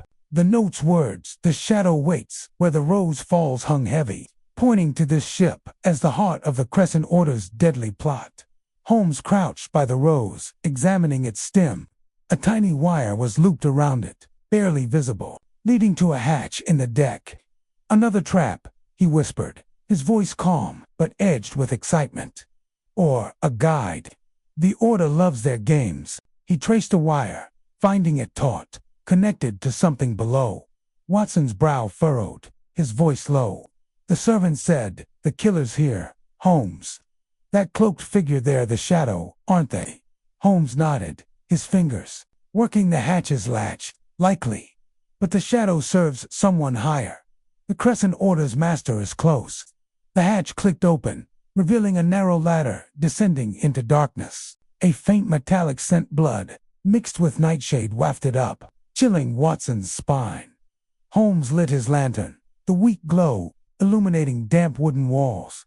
"Stay sharp, Watson. The ship's small, but secrets hide in tight spaces." He descended first, his movements silent, and Watson followed, revolver ready. The ladder led to a cramped hold, stacked with crates stamped with crescent moon symbols. A single candle burned on a barrel, casting flickering shadows that danced like ghosts. Holmes moved to the crates, prying one open with his tool. Inside were vials of nightshade, bundles of dried roses, and a ledger listing shipments to Blackthorn Manor and other addresses in London. "The Order's supply line," Holmes said, flipping through the ledger. "They're poisoning more than guests. This is a network." Watson's eyes widened, scanning the hold. A network? For what? Murder on this scale? Holmes's face was grim. Power, control. The Blackthorn's wealth came from trade, but their secrets come from influence. The Order eliminates threats to that influence. He paused, hearing a soft scrape from the far end of the hold. "We're not alone." Watson raised his revolver, his heart pounding. The shadows shifted, and a panel in the wall slid open, a hidden passage, barely wide enough for a man. A figure in a black cloak stood in the opening, their face hidden, a red rose pinned to their chest. "You're persistent, Mr. Holmes," they hissed, their voice familiar from the manor's mirror chamber. "But you're out of your depth." Holmes stepped forward, his lantern casting the figure's shadow across the crates. "The shadow, I presume, or just another pawn of the Crescent Order?" The figure laughed, cold and sharp. "Pawn or king, you'll never know. The thorn strikes deeper than you think." They tossed a thorn at Holmes's feet, its tip glistening with poison, and ducked back into the passage. The panel sliding shut, Watson rushed to the panel, banging on it. "Holmes, they're getting away again." He pushed, but the panel was locked, its edges seamless. Holmes knelt, examining the thorn. "Nightshade, fresh. They're not just running, they're leading us deeper." He ran his fingers along the panel, finding a hidden catch. It clicked, and the panel opened, revealing a narrow tunnel carved into the ship's hull, its walls slick with river water. A faint glow flickered at the far end, and the metallic scent grew stronger. Watson hesitated, his revolver steady. "This is madness, Holmes. A tunnel in a ship. Where does it lead?" Holmes's eyes gleamed. "To the heart of the Order. Or a trap. Either way, we follow."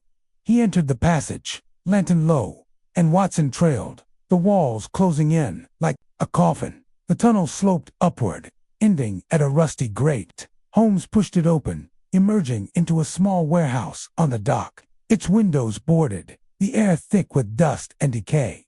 A single lantern hung from the ceiling, illuminating a table covered with roses, vials, and a map of London marked with crescent moons. A figure stood by the table, the cloaked shadow, their rose glinting. They turned, their face still hidden, and pointed a small pistol at Holmes. "You're stubborn," they said. But the order's thorns cut through even the cleverest minds. Holmes raised his hands, his voice calm. "A pistol now, less elegant than poison. Tell me, who pulls your strings? The host, or someone higher?" The figure's hand shook slightly. "You'll never reach them. The rose falls, and the city bends." They fired, but Holmes dove behind a crate, the bullet splintering wood. Watson fired back, grazing the figure's arm. They cursed, dropping the pistol, and bolted through a side door into the fog. Holmes sprang up, unharmed. After them, Watson. They ran into the alley, the fog swallowing the figure's trail. The docks were a maze of crates and shadows, but Holmes spotted a single red petal on the ground, leading toward a narrow street. "They're heading into the city," he said, picking up the petal. "This isn't random. They're drawing us to a specific place." Watson panted, his revolver still drawn. "Where?" "Another warehouse. A hideout." Holmes studied the map from the warehouse, now tucked in his coat. The marks on this map: taverns, warehouses, a church, all tied to the order.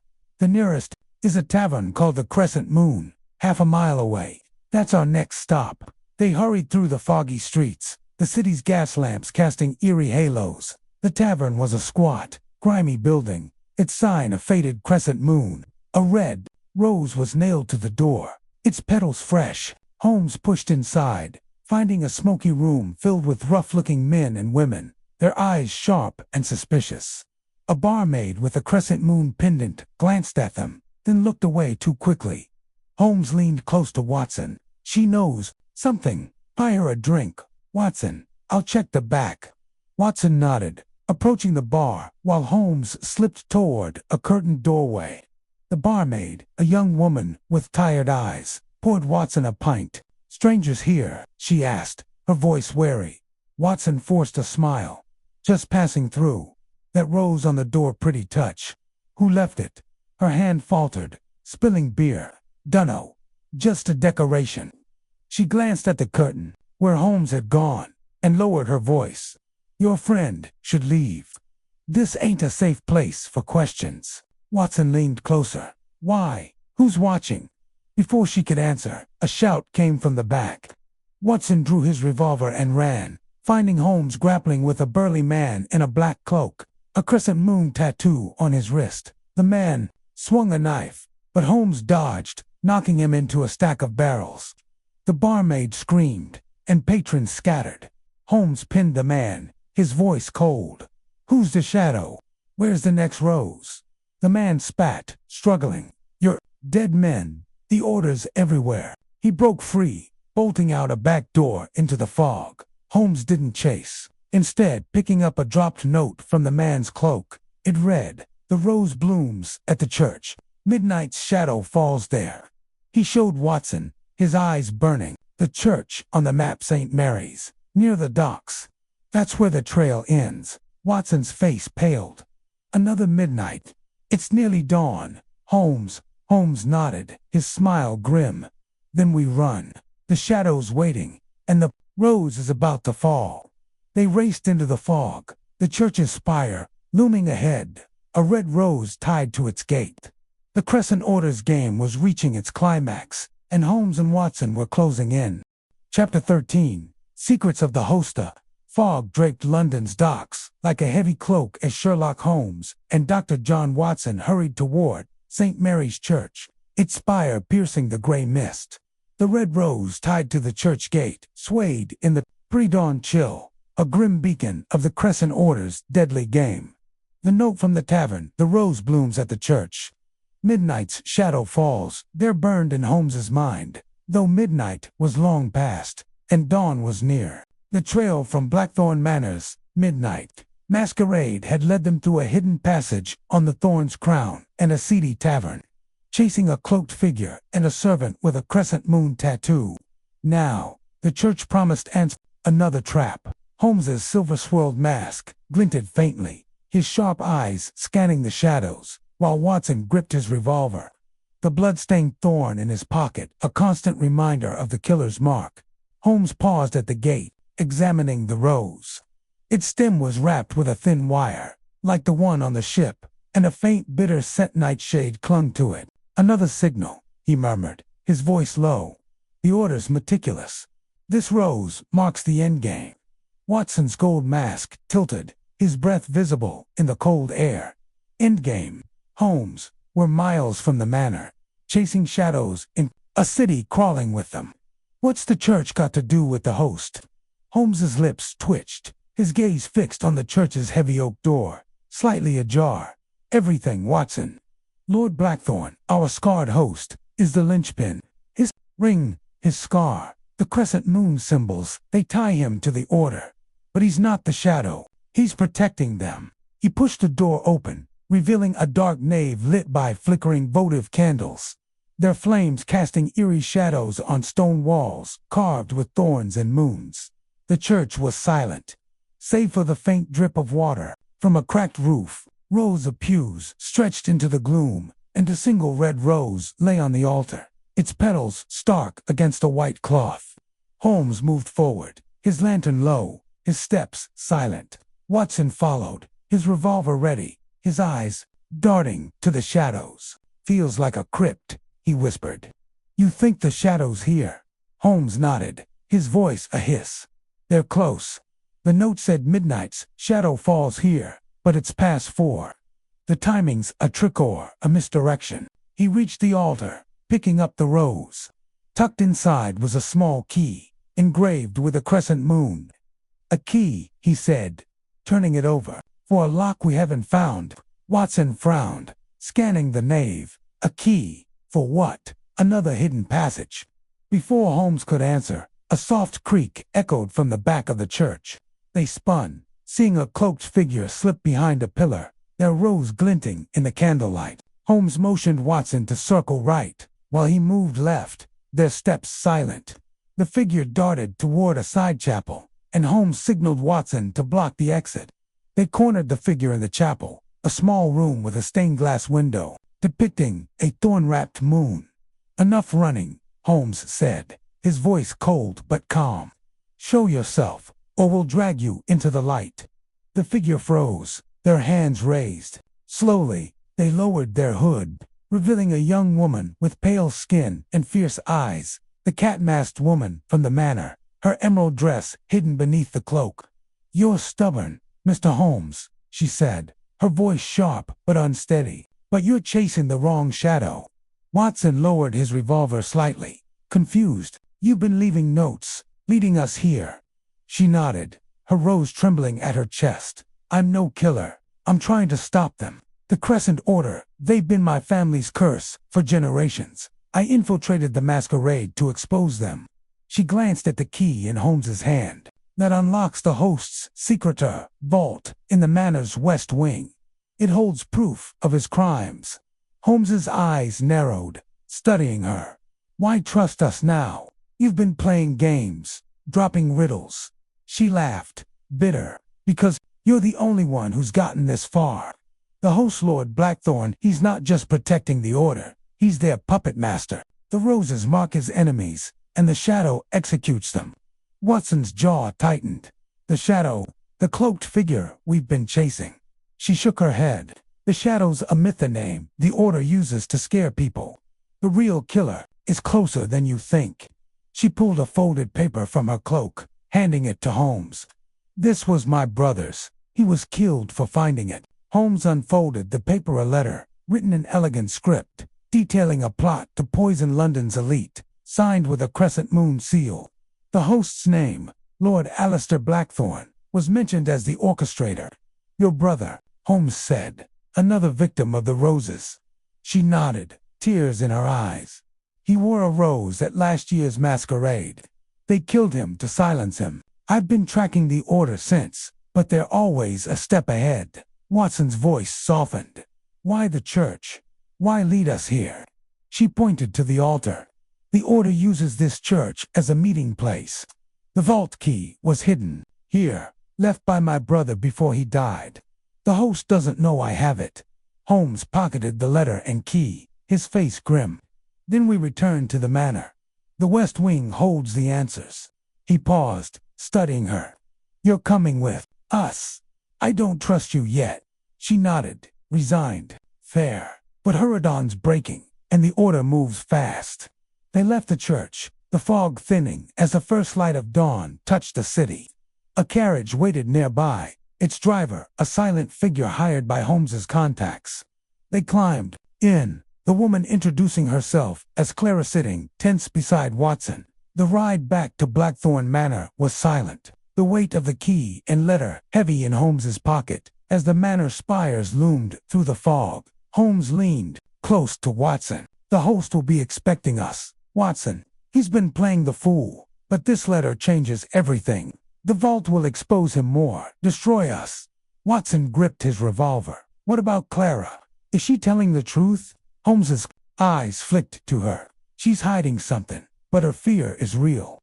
We'll know soon enough. The carriage stopped at the manor's gates, the rose display still standing in the hall, now eerily quiet as the masquerade had ended. Guests were gone, but servants in black masks lingered, their eyes sharp. Holmes led the way to the West Wing, the key in hand, Clara and Watson close behind. The oak door to the West Wing was still unlocked from their earlier visit, but the air felt heavier, the shadows deeper. Holmes found a locked iron gate deeper inside, its crescent moon engraving matching the key. He inserted it, the gate creaking open to reveal a stone staircase descending into darkness. Clara whispered, the vault's below. It holds the orders, records and proof of the host's crimes. Holmes lit his lantern, his voice cold. Then we go. But if this is a trap, Clara, you'll regret it. They descended, the air growing colder, the scent of nightshade and blood stronger. At the bottom was a heavy vault door, its lock gleaming. Holmes turned the key, and the door swung open, revealing a chamber lined with shelves of ledgers, vials, and roses. A single candle burned, and a shadow moved Lord Blackthorn, his crescent moon scar stark in the light, holding a thorn-tipped dagger. Chapter 14. The stolen jeweled vault beneath Blackthorn Manor's west wing was a crypt of secrets, its stone walls lined with shelves of ledgers, vials of nightshade, and wilted red roses. The air was thick with the stench of poison and old paper, lit only by a single candle that cast jagged shadows. Sherlock Holmes stood at the threshold, his silver-swirled mask glinting as he faced Lord Alistair Blackthorn, the unmasked host, whose crescent moon scar gleamed under his cold smile. The thorn-tipped dagger in Blackthorn's hand shone with a faint, deadly sheen, likely coated with the same nightshade that had killed Sir Henry Caldwell and Lord Vance. Dr. John Watson gripped his revolver, his gold mask steady despite his racing heart, while Clara, the cat-masked woman from the church, stood tense behind them, her emerald dress stained with dust from their chase through London's docks. The letter she'd given Holmes, exposing Blackthorn's role in the Crescent Order's poisoning plot, felt heavy in his pocket, as did the vault key with its crescent moon engraving. Holmes's voice was calm, cutting through the silence. A fine collection, Lord Blackthorn, ledgers of treason, vials of death, but where's the jewel in your crown? Every plot has one. Blackthorn's smile widened, his dagger steady. Clever, Mr. Holmes. You think you've unraveled my game, but you're still chasing shadows. He stepped closer, the candlelight flickering across his scar. The Crescent Order is bigger than this manor, bigger than London. You've found a vault, not the truth. Watson's revolver clicked as he aimed. Drop the dagger, Blackthorn. We've got your letter proof. You're poisoning London's elite. It's over. Blackthorn laughed, a low, chilling sound. Proof, a scrap of paper. You'll need more than that to stop us. His eyes flicked to Clara, narrowing. And you, traitor. Your brother learned what happens to those who defy the order. Clara's voice shook but held firm. You killed him for finding your jewel, the Star of Thorns. It's not just a gem, is it? It's the key to your power. Holmes's eyes sharpened, catching the name, the Star of Thorns. A jewel tied to the Order's influence. Where is it, Blackthorn? Hidden in this vault. Blackthorn's smile faltered, just for a moment. You're fishing, Holmes. The stars, a myth, a bedtime story for fools like her. He gestured with the dagger, but his hand twitched, betraying nerves. Holmes stepped forward, his voice low and relentless. A myth doesn't make you flinch. The star's real, and it's here. That's why the roses mark your enemies. Who knows about the gem is a threat. He scanned the vault, spotting a small iron box on a shelf, its lid carved with a crescent moon and thorns. Like that, perhaps. Blackthorn lunged, his dagger slashing, but Holmes dodged, grabbing his wrist and twisting. The dagger clattered to the floor, and Watson kicked it away, keeping his revolver trained. Blackthorn snarled, backing toward the box. You'll die before you touch it. Clara darted forward, surprising them, and grabbed the box, clutching it to her chest. It's the star, Holmes. My brother died for this. It controls the Order's network, their bribes, their secrets. Blackthorn roared, lunging for Clara, but Watson fired a warning shot, the bullet grazing the wall. Blackthorn froze, his face pale. You're fools, he spat. The star's power is beyond you. The Order will crush you. Holmes snatched the box from Clara, his fingers deftly picking the lock.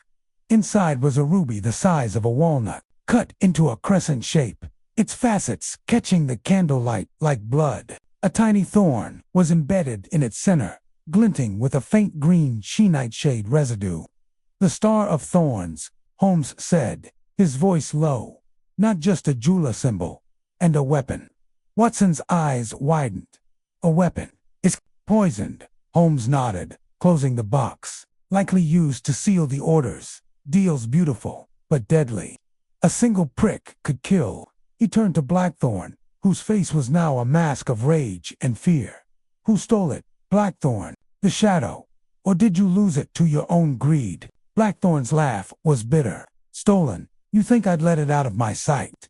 The star never leaves this vault until tonight. His eyes flicked to Clara, accusing she planned this. Holmes, she's not your ally. Clara shook her head, her voice desperate. He's lying. My brother found the stars. Secret hits, not just a gem. It's a ledger, encoded in its facets. It names every member of the Order, every crime. I stole it to expose them. Holmes studied her, his mind racing. Her fear seemed real, but her story was too neat. He pocketed the box, his voice cold. We'll see who's lying. But first, who'll leave this vault? He nodded to Watson. Find him, Watson. He's coming with us. Watson tore a strip from his coat, tying Blackthorn's hands as the host glared. Silent now. They moved toward the vault door, but a soft click stopped them. The door slammed shut, the lock engaging with a heavy thud. A faint hiss filled the air gas, like in the laboratory trap. Watson coughed, covering his mouth. Holmes, they've locked us in again. Holmes's eyes darted to the shelves, spotting a vent hidden behind a stack of ledgers. There. He shoved the ledgers aside, prying the vent open with his tool. The gas thickened, stinging their eyes, but Holmes pushed Clara and Watson toward the vent. Crawl, now. They scrambled through the narrow shaft, Blackthorn stumbling behind, his hands bound. The vent led to a damp tunnel, its walls carved, with crescent moons, ending at a great opening to the manor's grounds. Holmes kicked it out, and they tumbled into the foggy night, gasping fresh air. Dawn was breaking, the sky a pale gray, but the fog still clung to the manor like a curse. Watson helped Clara up, his revolver still on Blackthorn, who locked the vault, the shadow. Blackthorn smirked, despite his bonds. You'll never catch them. The Order's everywhere. Servants, guests, even your precious Clara. Clara's face paled, but she held Holmes's gaze. He's trying to divide us. The stars, the key check, its facets under light. It'll name the shadow. Holmes nodded, his face unreadable. We returned to the hall. The guests may be gone, but the Order's still here. He led the way back to the manor, the Star of Thorns heavy in his pocket. The rose display stood empty, but a single petal lay on the floor, smeared with fresh blood, human this time. Watson's stomach churned. Another victim. Holmes knelt, sniffing the blood. Fresh, but no body. A warning or a distraction. He stood, his eyes scanning the hall. A servant in a black mask lingered near the staircase, their hand slipping something into their pocket, a thorn, glinting in the candlelight dot. Holmes pointed. "There's our shadow's pawn. Watson, grab them." Watson lunged, tackling the servant. Before they could flee, the servant struggled, the mask falling to reveal a young man, his face scarred, a crescent moon tattoo on his neck. "I'm nobody," he gasped, "just following orders." Holmes loomed over him, the star in his hand. Whose orders? The shadows, or Blackthorn's?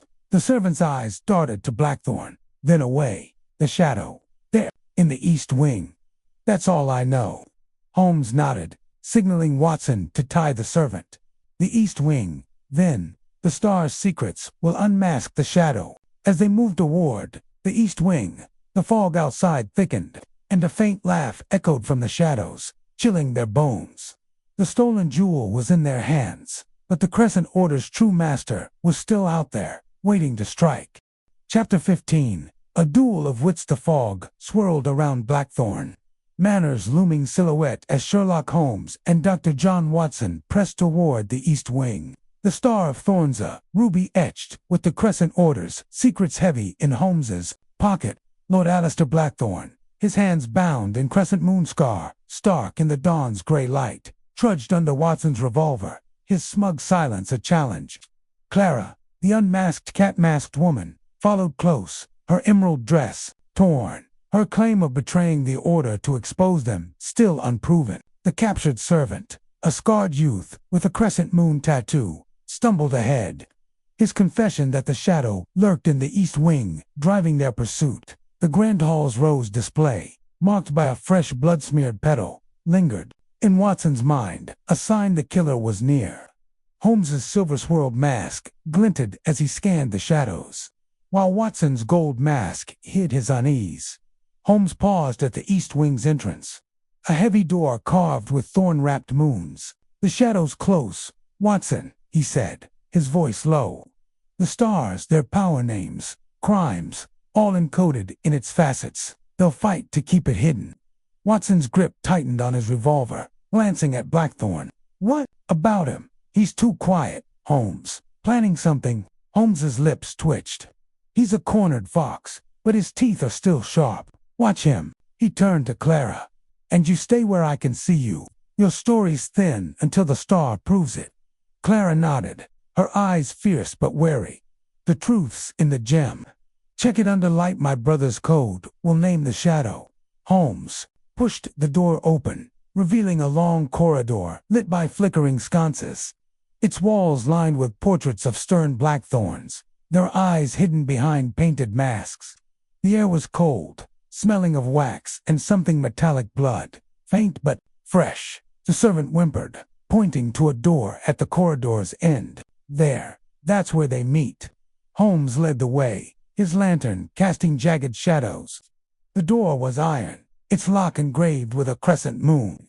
Like the vaults, he used the key from the church, and it clicked open, revealing a circular chamber with a high ceiling, its walls draped in black velvet, embroidered with silver thorns. A single chandelier burned, its candles dripping wax onto a round table, holding a red rose and a thorn-tipped dagger. A cloaked figure stood in the shadows, their face hidden, a rose pinned to their chests. "The shadow."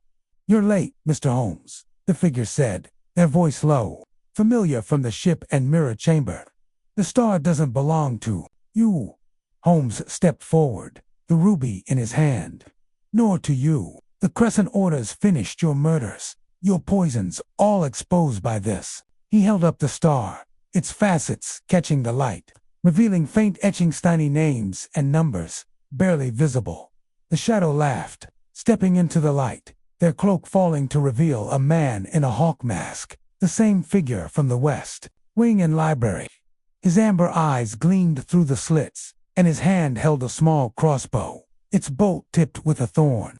"Exposed. You hold a trinket, Holmes.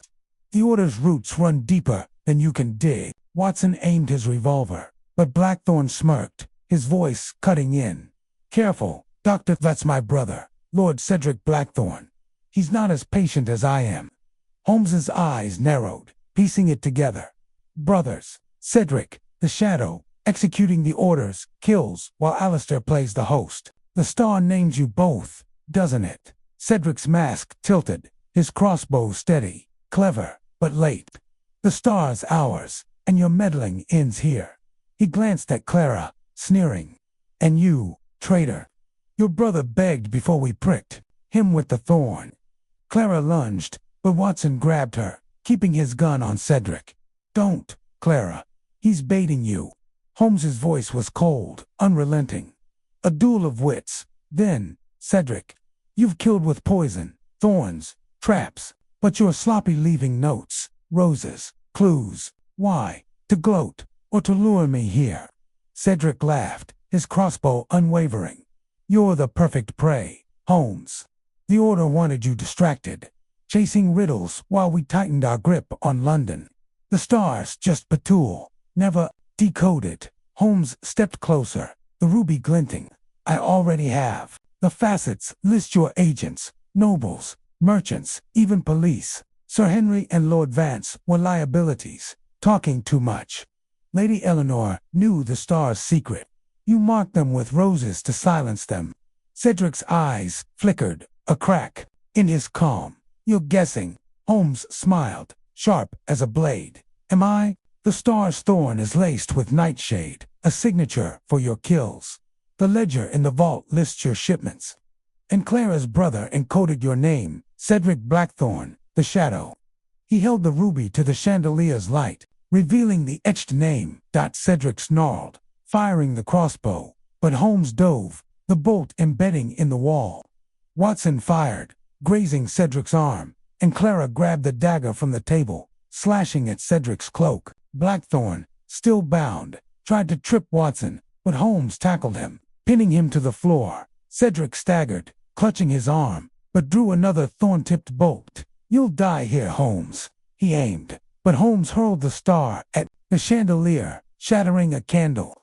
Wax and flame rained down, igniting Cedric's cloak. He screamed, dropping the crossbow, and bolted through a hidden panel in the wall, the flames trailing. Watson rushed to the panel, but it slammed shut, locked tight. "He's gone again, Holmes." Holmes stood, retrieving the star, his face grim. "He's wounded, desperate. He'll run to the Order's heart." He turned to Blackthorne, who glared from the floor.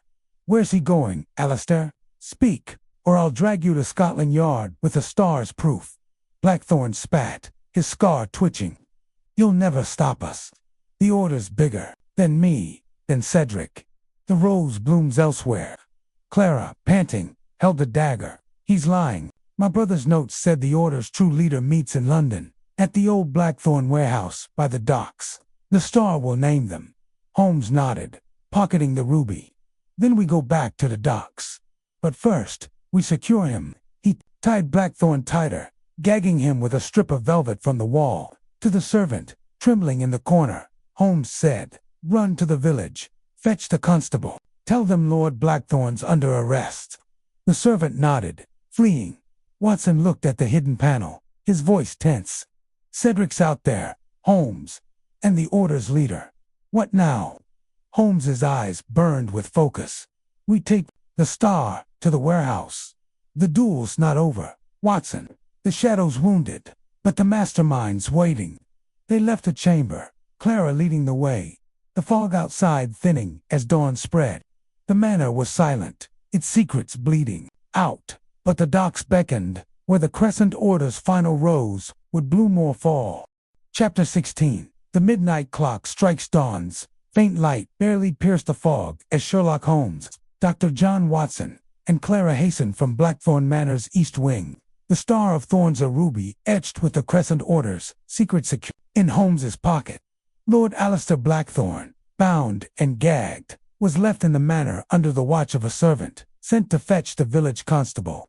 The unmasked shadow, Cedric Blackthorne, had fled, wounded and burning, into the fog, his hawk mask discarded in the chamber where their duel of wits had erupted. The trail now led back to London's docks, to the old Blackthorne warehouse, where Clara's brother's notes promised the Crescent Order's true leader waited.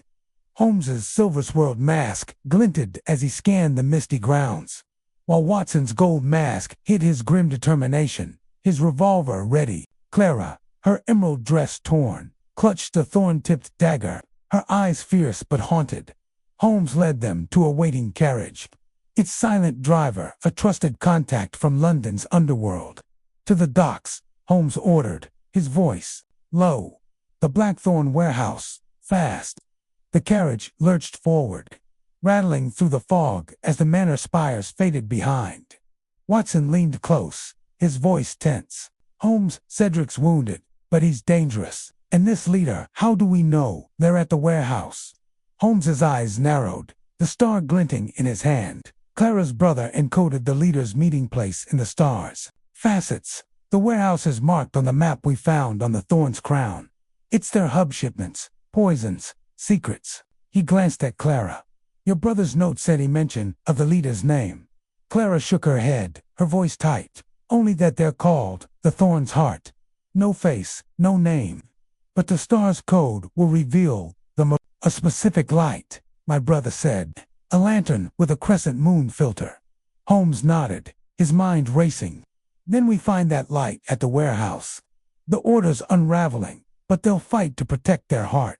The carriage rattled into London, the fog thinning as gas lamps cast pale glows. The docks loomed, a maze of warehouses and ships, the Thames a dark ribbon under the gray sky. The Blackthorn warehouse stood squat and weathered, its sign faded, a red rose nailed to the door. Holmes stepped out, his lantern low, scanning for movement. "Quiet," he whispered, "too quiet." Watson gripped his revolver, eyeing the rose. Another trap. Holmes's lips twitched. Always, but traps reveal as much as they hide. He pushed the door open, its hinges creaking, revealing a cavernous space, stacked with crates, stamped with crescent moons. The air smelled of tar, nightshade, and blood. A single lantern hung from the ceiling, its glass etched with a crescent moon, casting eerie light over a table holding a red rose, a vial of poison, and a clock its hands frozen at midnight. Watson's brow furrowed. "A clock, stopped at midnight. What's it mean?" Holmes approached, his fingers brushing the clock's face. "A signal. The order strikes our time, Sir Henry, Lord Vance, all at midnight. The leader's here, or was." He lifted the lantern, its crescent moon, filtered casting a pattern on the table, revealing faint etchings on the rose's stem tiny letters, spelling Thorn's Heart. Clara gasped, pointing. "That's it, the code. Shine it on the star." Holmes held the ruby under the filtered light, its facets glowing, projecting a list of names and places onto the table. One name stood out, Lady Margaret Blackthorn, followed by Thorn's Heart, London Docks, Warehouse 7. Holmes's eyes widened. Lady Margaret Talistair and Cedric's sister. The true mastermind. Watson's jaw dropped. A sister. She's been behind it all. Clara nodded, her voice bitter. "My brother suspected a third Blackthorn. She never appeared at the masquerade, but her name was whispered among the order." Holmes pocketed the star, his face grim. "She's here, or close." The clock stopped, but the strike's coming. He scanned the warehouse, spotting a trapdoor in the floor, its edges marked with fresh scratches. There, another passage. Before they could move, a soft laugh echoed from the shadows. A woman stepped into the lantern's light, tall, elegant, with sharp features and a crescent moon pendant at her throat. Her black dress shimmered with silver thorns, and a red rose was pinned to her chest. "Bravo, Mr. Holmes," she said, her voice smooth as poison. "You've found my jewel, but you're too late." Holmes's hand hovered near his tool, his voice calm. "Lady Margaret, I presume. The Thorn's Heart, orchestrating murders from the shadows." She smiled, her eyes cold.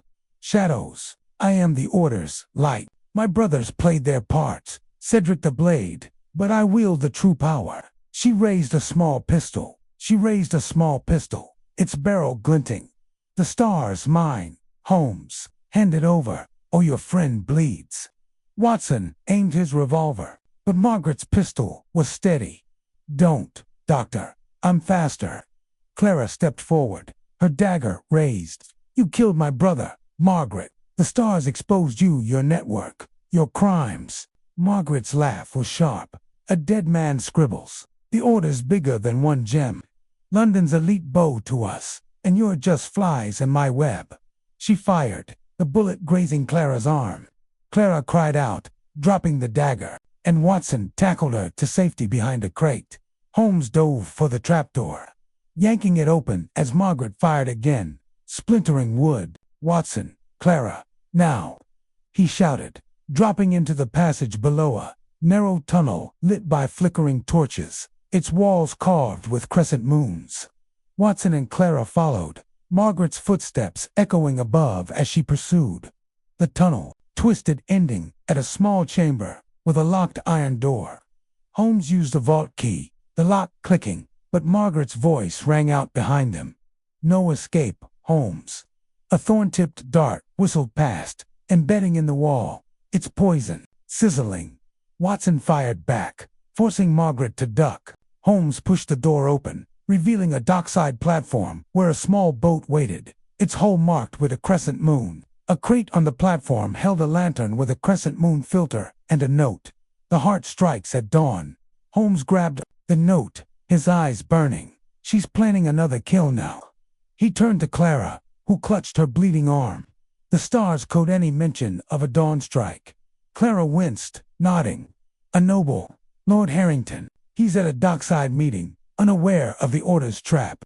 Holmes scanned the docks, spotting a group of men near a ship, their lanterns glowing. They're Harrington's meeting. Watson, get Clara to safety. I'll stop the strike. Watson protested, but Holmes was already running, the star in his pocket. Margaret emerged from the tunnel, her pistol raised, but Watson fired, forcing her back. Go, Holmes, he shouted, dragging Clara toward the boat. Holmes reached the meeting, spotting a man with a rose on his coat. Lord Harrington, a cloaked figure, Cedric's hawk mask glinting, raised a thorn-tipped dart. Holmes tackled Harrington as the dart flew, missing its mark. Cedric snarled, drawing a knife, but Holmes disarmed him, pinning him as the other men shouted for guards. Laugh echoed from the platform. You've won nothing, Holmes. She fired, the bullet grazing his shoulder, and fled into the fog as dock guards swarmed. Holmes stood, blood seeping through his coat, the star secure. The midnight clock had struck, but dawn brought a new battle one. The Crescent Order wouldn't escape. Chapter 17. Unmasking the first suspect. The fog over London's docks thickened as dawn's pale light struggled to break through, casting ghostly shadows across the wharf where Sherlock Holmes stood, blood seeping from the graze on his shoulder. The Star of Thorns, the ruby etched with the Crescent Order's secrets, was secure in his pocket.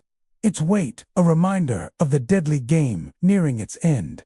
Dr. John Watson and Clara, her arm, bleeding from Lady Margaret Blackthorn's bullet, had taken shelter in a small boat marked with a crescent moon, bobbing on the Thames.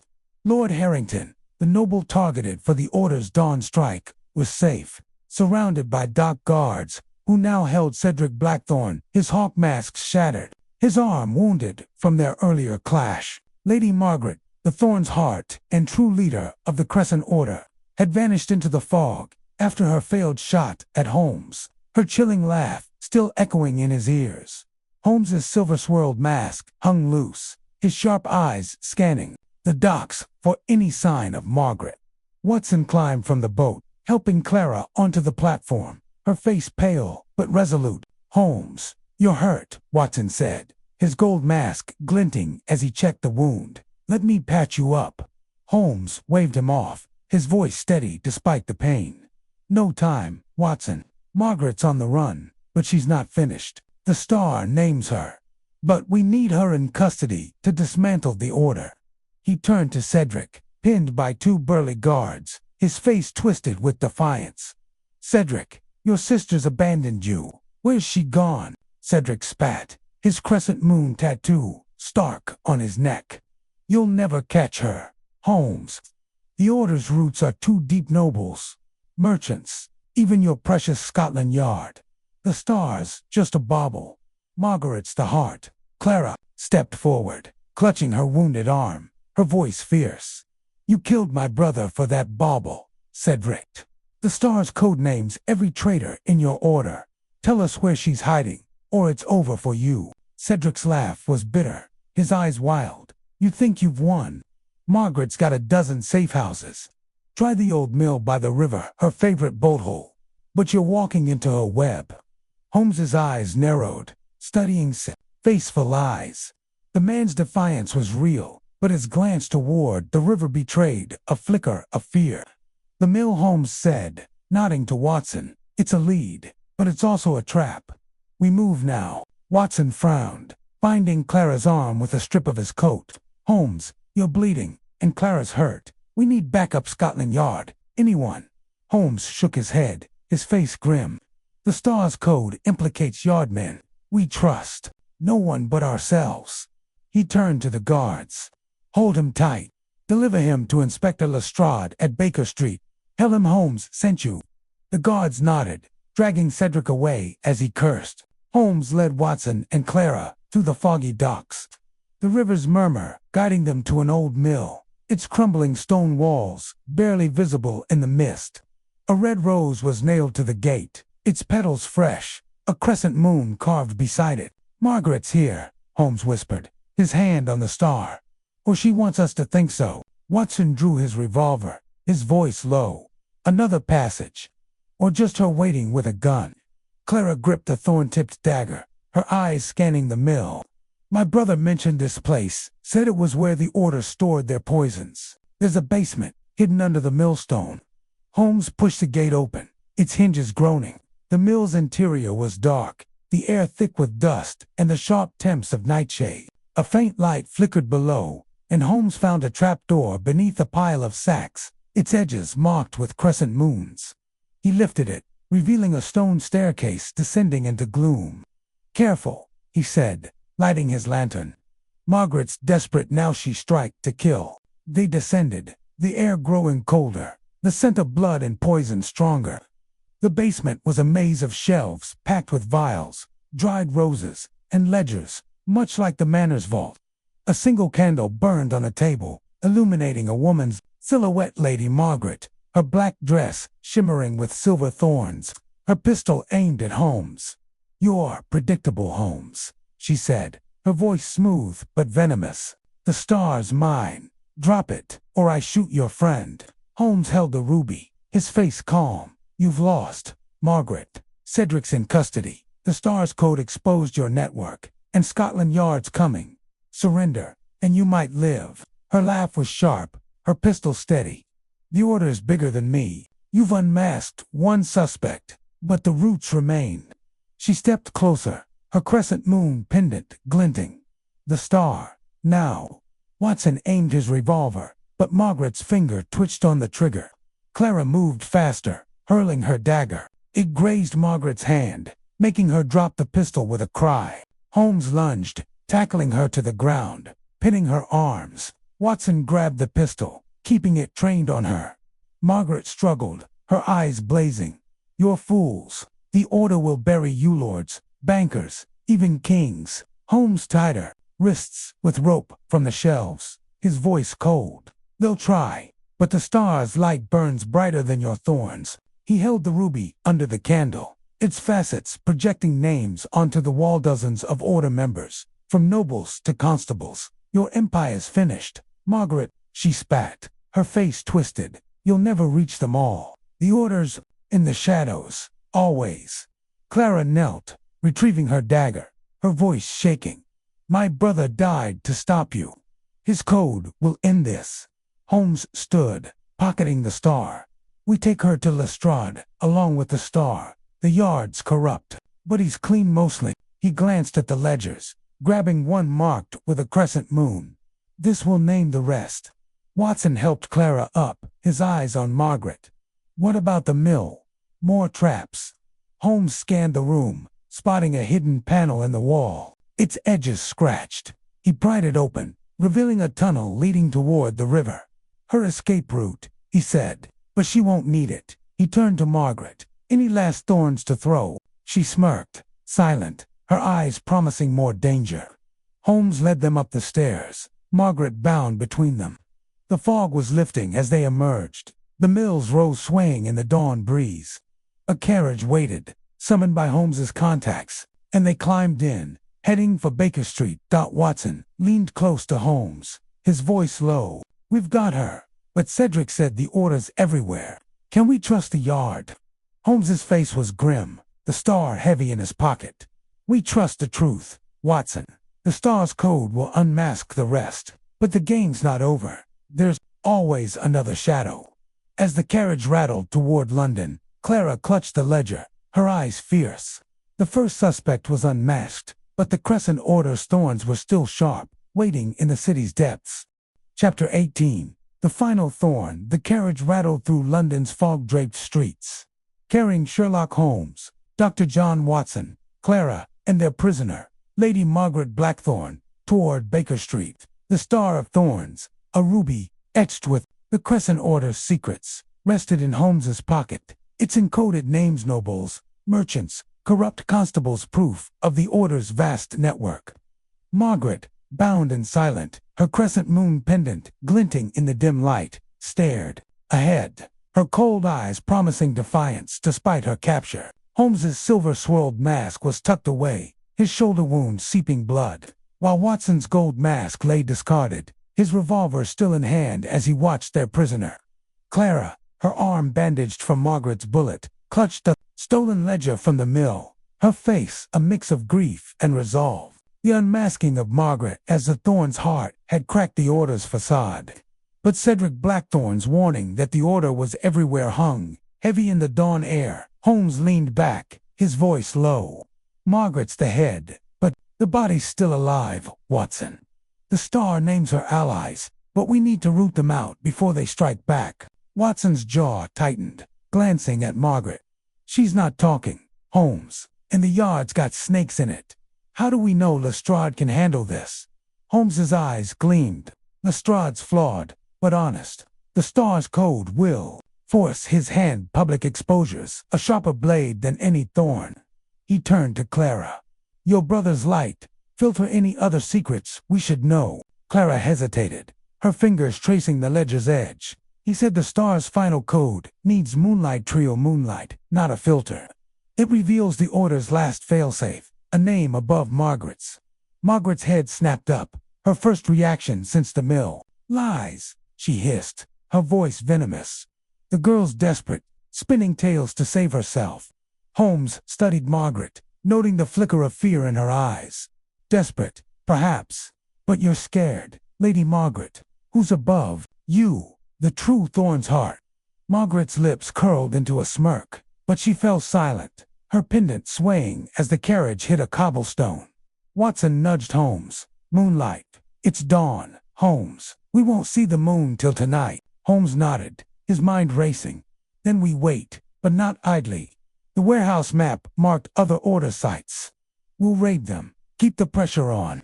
He pulled the map from his coat, its crescent moon symbols, circling taverns, warehouses, and a cryptic mark near the Thames labeled Final Thorn. Clara leaned forward, pointing to the mark. "My brother mentioned a ritual, the Final Thorn. It's the Order's last stand. A meeting to crown a new leader if the heart falls. It's tonight, by the river." Holmes's eyes narrowed. "Then Margaret's capture triggers it. They'll move fast to protect their secrets." He tapped the map. "The Thames, near the old bridge. We'll be there." The carriage stopped at Baker Street, where Inspector Lestrade waited, his face wary but alert. A dozen constables flanked him, their eyes sharp as Holmes stepped out. Margaret bound behind him. "Holmes," Lestrade said, eyeing the prisoner. "What's this about a secret society?" Holmes handed him the Star and ledger, his voice crisp. "The Crescent Order, Lestrade. Murders, poison, corruption. Names in that gem implicate lords, bankers, even your men. Lady Margaret's their leader, but there's a bigger fish. Raid their sites. Start with the docks. We'll handle the rest." Lestrade's eyes widened, flipping through the ledger. "This is dynamite, Holmes. Half the city's named here." He signaled his men to take Margaret, who glared but stayed silent. "I'll lock her up tight," but the yard's stretched thin. "You sure about this?"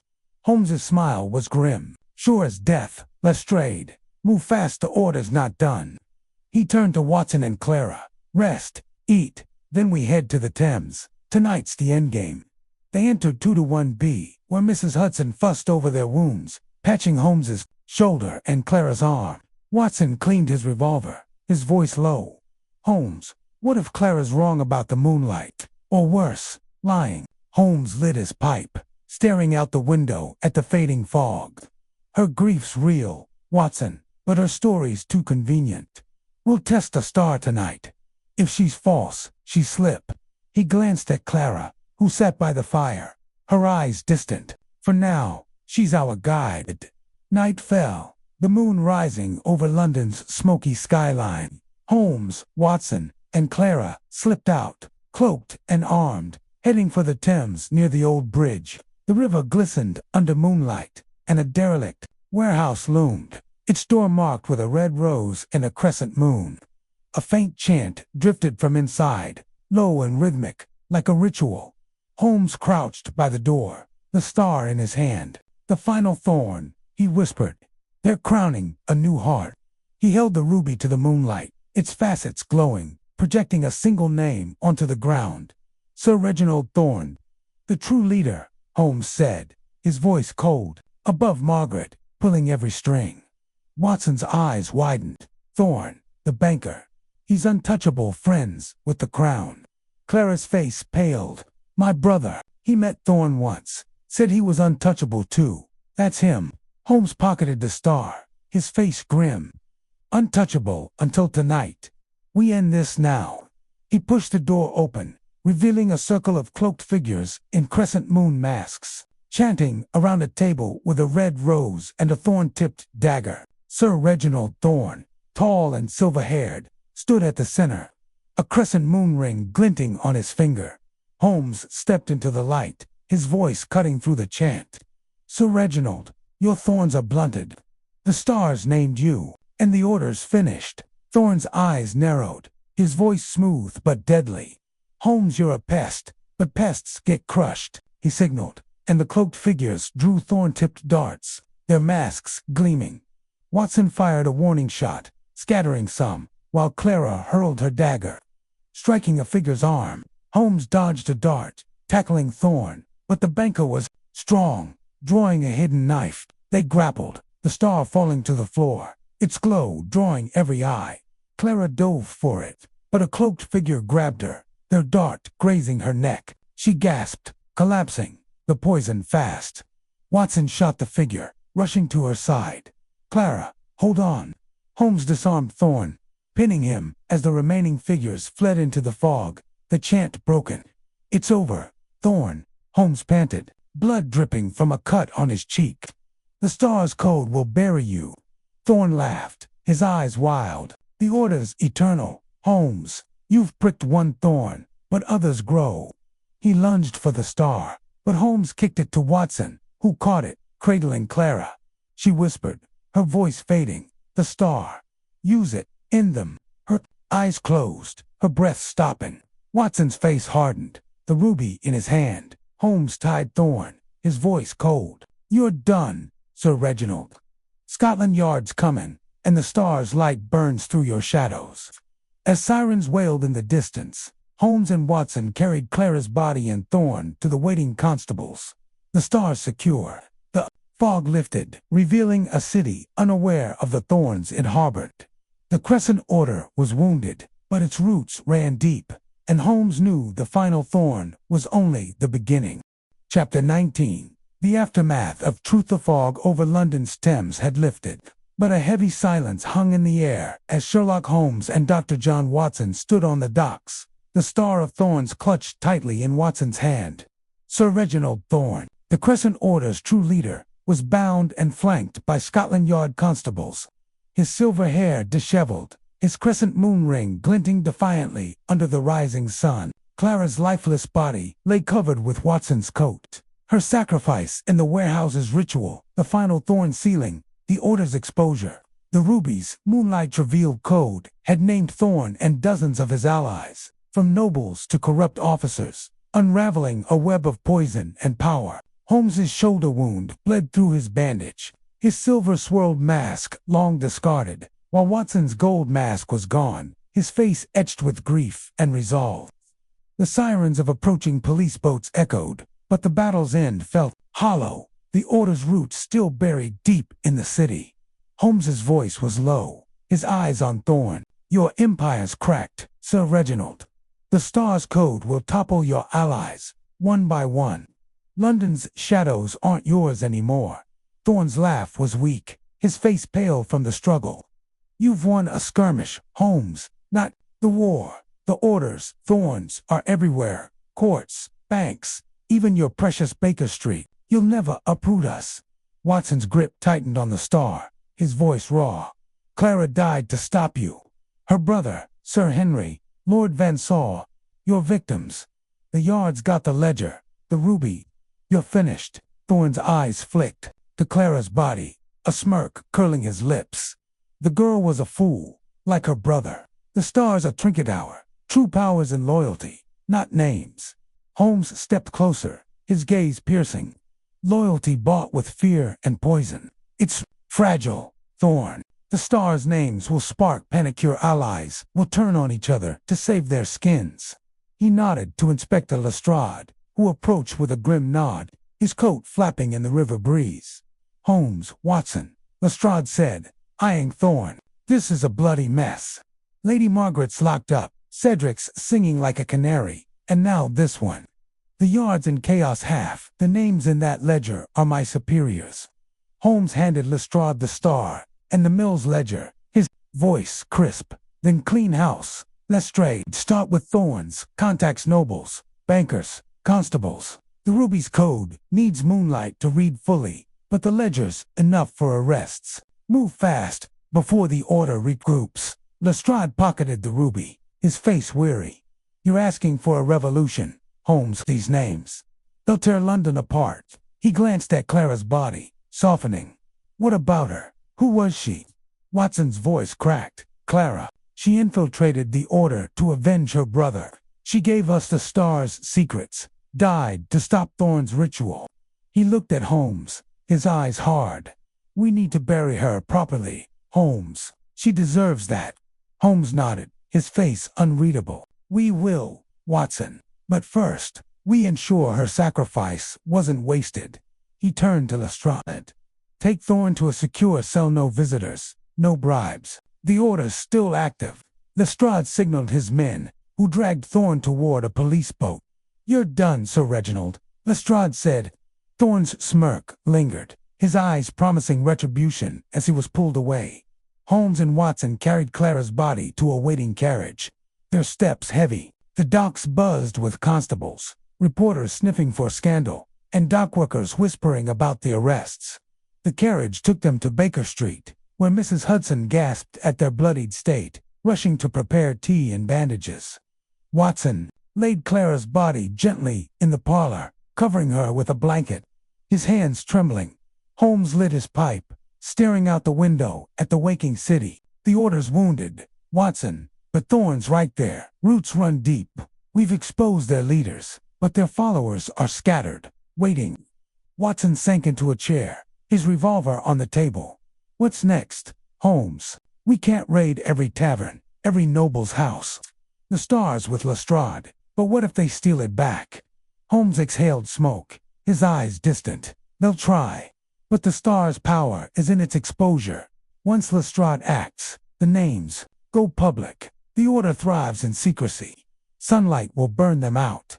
He glanced at Clara's covered form. She knew that. Her brother's code was her weapon. A knock at the door broke the silence. Mrs. Hudson ushered in a young constable, his face pale, holding a sealed note. "From Inspector Lestrade, sir," he said, handing it to Holmes. He said it's urgent. Holmes broke the seal, reading quickly. His face hardened. "Lestrade's raided 3 order-site taverns, a warehouse, but found a new note at the last one." He showed Watson the paper, scrawled with a crescent moon. The Thorn Midnight strikes again. Watson's stomach churned. Another ritual. After all this, Holmes nodded, crushing the note. "They're defiant, Watson. The order's rallying, picking a new heart. Midnight's their hour. We've got till then to to find their next move. He turned to the constable. "Tell Lestrade to double Thorn's guard and check the star's security. No one touches it without my say." The constable nodded, hurrying out. Watson stood, his face grim. "Where do we start, Holmes? The city's too big, and we're battered." Holmes grabbed his coat, wincing as his shoulder protested. The map from the warehouse marked a crypt near St. Paul's, another order site. "It's a start. We rest till noon, then hunt." He glanced at Clara. "We'll arrange her burial after. She'd want us to finish this." Watson nodded, his eyes on the ledger Clara had carried. He opened it, finding a loose page, her brother's handwriting, detailing a final order safe house. "The Thorn's Nest, under St. Paul's crypt," Holmes Watson said, showing the page. "Clara left us one last clue." Holmes's smile was faint but fierce. "Then we honor her. The Thorn's Nest, tonight. The order's final thorn falls with us." As noon approached, Holmes and Watson rested briefly, their wounds bandaged, their resolve steeled. London stirred outside, unaware of the storm brewing. In its shadows, the Crescent Order was down, but not out, and the midnight clock was ticking once more. Chapter 20. The Order's Last Stand-Up. Gas lamps of London flickered as Sherlock Holmes and Dr. John Watson slipped through the shadowed streets toward St. Paul's Cathedral, the midnight hour looming like a specter. The Star of Thorns was safe with Inspector Lestrade, its encoded names fueling raids across the city. But the Crescent Order's defiance burned in the note found at their latest hideout. The thorn regrows, midnight strikes again. Clara's final clue, tucked in her brother's ledger, pointed to the Thorn's Nest, a secret safe house beneath St. Paul's crypt, where the Order planned to crown a new leader and strike back. Holmes's shoulder wound throbbed under fresh bandages, his silver-swirled mask replaced by a grim focus. Watson, his revolver cleaned and loaded, carried the weight of Clara's death, her sacrifice in exposing Sir Reginald Thorne and Lady Margaret Blackthorne driving him forward. The fog had returned, cloaking the city in a veil as thick as the Order's secrets. Holmes paused at the cathedral's iron gate, his lantern casting a faint glow on a red rose nailed to the post, its petals curling in the damp air. "There, Mark," he whispered, his voice low. "The Thorn's Nest is close. They're desperate. Watson-cornered animals bite hardest." Watson's hand rested on his revolver, his face set. "They've lost Margaret, Cedric, Thorne. Who's left to lead them? Another Blackthorne." Holmes's eyes narrowed, scanning the gate for traps. No Blackthorne this time. The Star's codenamed lesser agents, merchants, minor nobles, fanatics. Someone's stepping into the void. He pushed the gate open, its creak swallowed by the fog, and led the way to a side door used by the clergy. Its lock scratched from recent use. Inside, the cathedral's vast nave was dark, its arches looming like silent sentinels. The air was cold, smelling of wax and stone, with a faint metallic tang, blood or nightshade. Holmes couldn't tell. A spiral staircase in the corner descended to the crypt, where Clara's note placed the Thorn's Nest. Holmes lit his lantern, keeping it low, and motioned Watson to follow. "Quiet," he said. "They'll have guards." The crypt was a maze of stone tombs and flickering candles, their light casting eerie shadows on effigies of knights and bishops. Holmes spotted a red rose petal on the floor, leading to a heavy iron door carved with a crescent moon and thorns. He tested the handle and locked, a sign of arrogance or a trap. "Ready, Watson?" Watson nodded, revolver raised. "For Clara, Holmes. Let's end this." Holmes pushed the door open, revealing a circular chamber lit by a chandelier of black candles, their wax dripping onto a stone table holding a red rose, a vial of nightshade, and a thorn-tipped dagger. A dozen cloaked figures in crescent moon masks stood in a circle, chanting softly, their voices low and rhythmic. At the table's head was a man, unmasked, his face gaunt and scarred, a crescent moon pendant at his throat. Holmes recognized him from the stars, Code Lord Victor Grayson, a minor noble with a history of smuggling. Grayson raised a dagger, his voice booming. "The Thorn's heart falls, but the Order rises. Tonight, we crown a new leader, and London kneels. Holmes stepped into the light, his voice cutting through the chant. Not tonight, Grayson. The stars named you, and Scotland Yard's closing in. Surrender, or the thorns turn on you. The cloaked figures spun, drawing thorn-tipped darts, their masks gleaming. Grayson's eyes widened, but his smile was cold. Holmes, the pest that won't die. The stars a spark-weir, the fire. Kill them. Watson fired, his bullet striking a cloaked figure's shoulder, sending them sprawling. Holmes dodged a dart, its poison sizzling on the stone floor, and tackled another figure, wrenching their dart free. The chamber erupted in chaos, cloaks swirling, darts flying, the chant broken. Watson shielded Holmes, firing to keep the circle back, while Holmes lunged for Grayson, who swung the dagger, its thorn glinting. You're too late, Holmes, Grayson snarled, slashing. Holmes parried with his tool, the blade grazing his arm, a faint burn, suggesting poison. He gritted his teeth, disarming Grayson and pinning him against the table, the rose crushing under his weight. Watson shot another figure, their dart grazing his coat, and shouted, Holmes, the door. A cloaked figure was bolting for the exit, clutching a ledger, likely the order's final records. Watson gave chase, tackling them in the crypt, the ledger skidding across the floor. The figure, a young woman with a crescent moon tattoo, fought like a cornered cat, but Watson bound her wrists, dragging her back. Holmes tied Grayson, his voice cold despite the poison's sting. The thorn's nest is burned. Grayson, your rituals failed, and the star's light will bury your order. Grayson spat, his face twisted. You've won nothing. The order's in the city's bones, judges, lords, even your allies. The thorn regrows. Holmes grabbed the vial of nightshade, sniffing. It diluted, not lethal.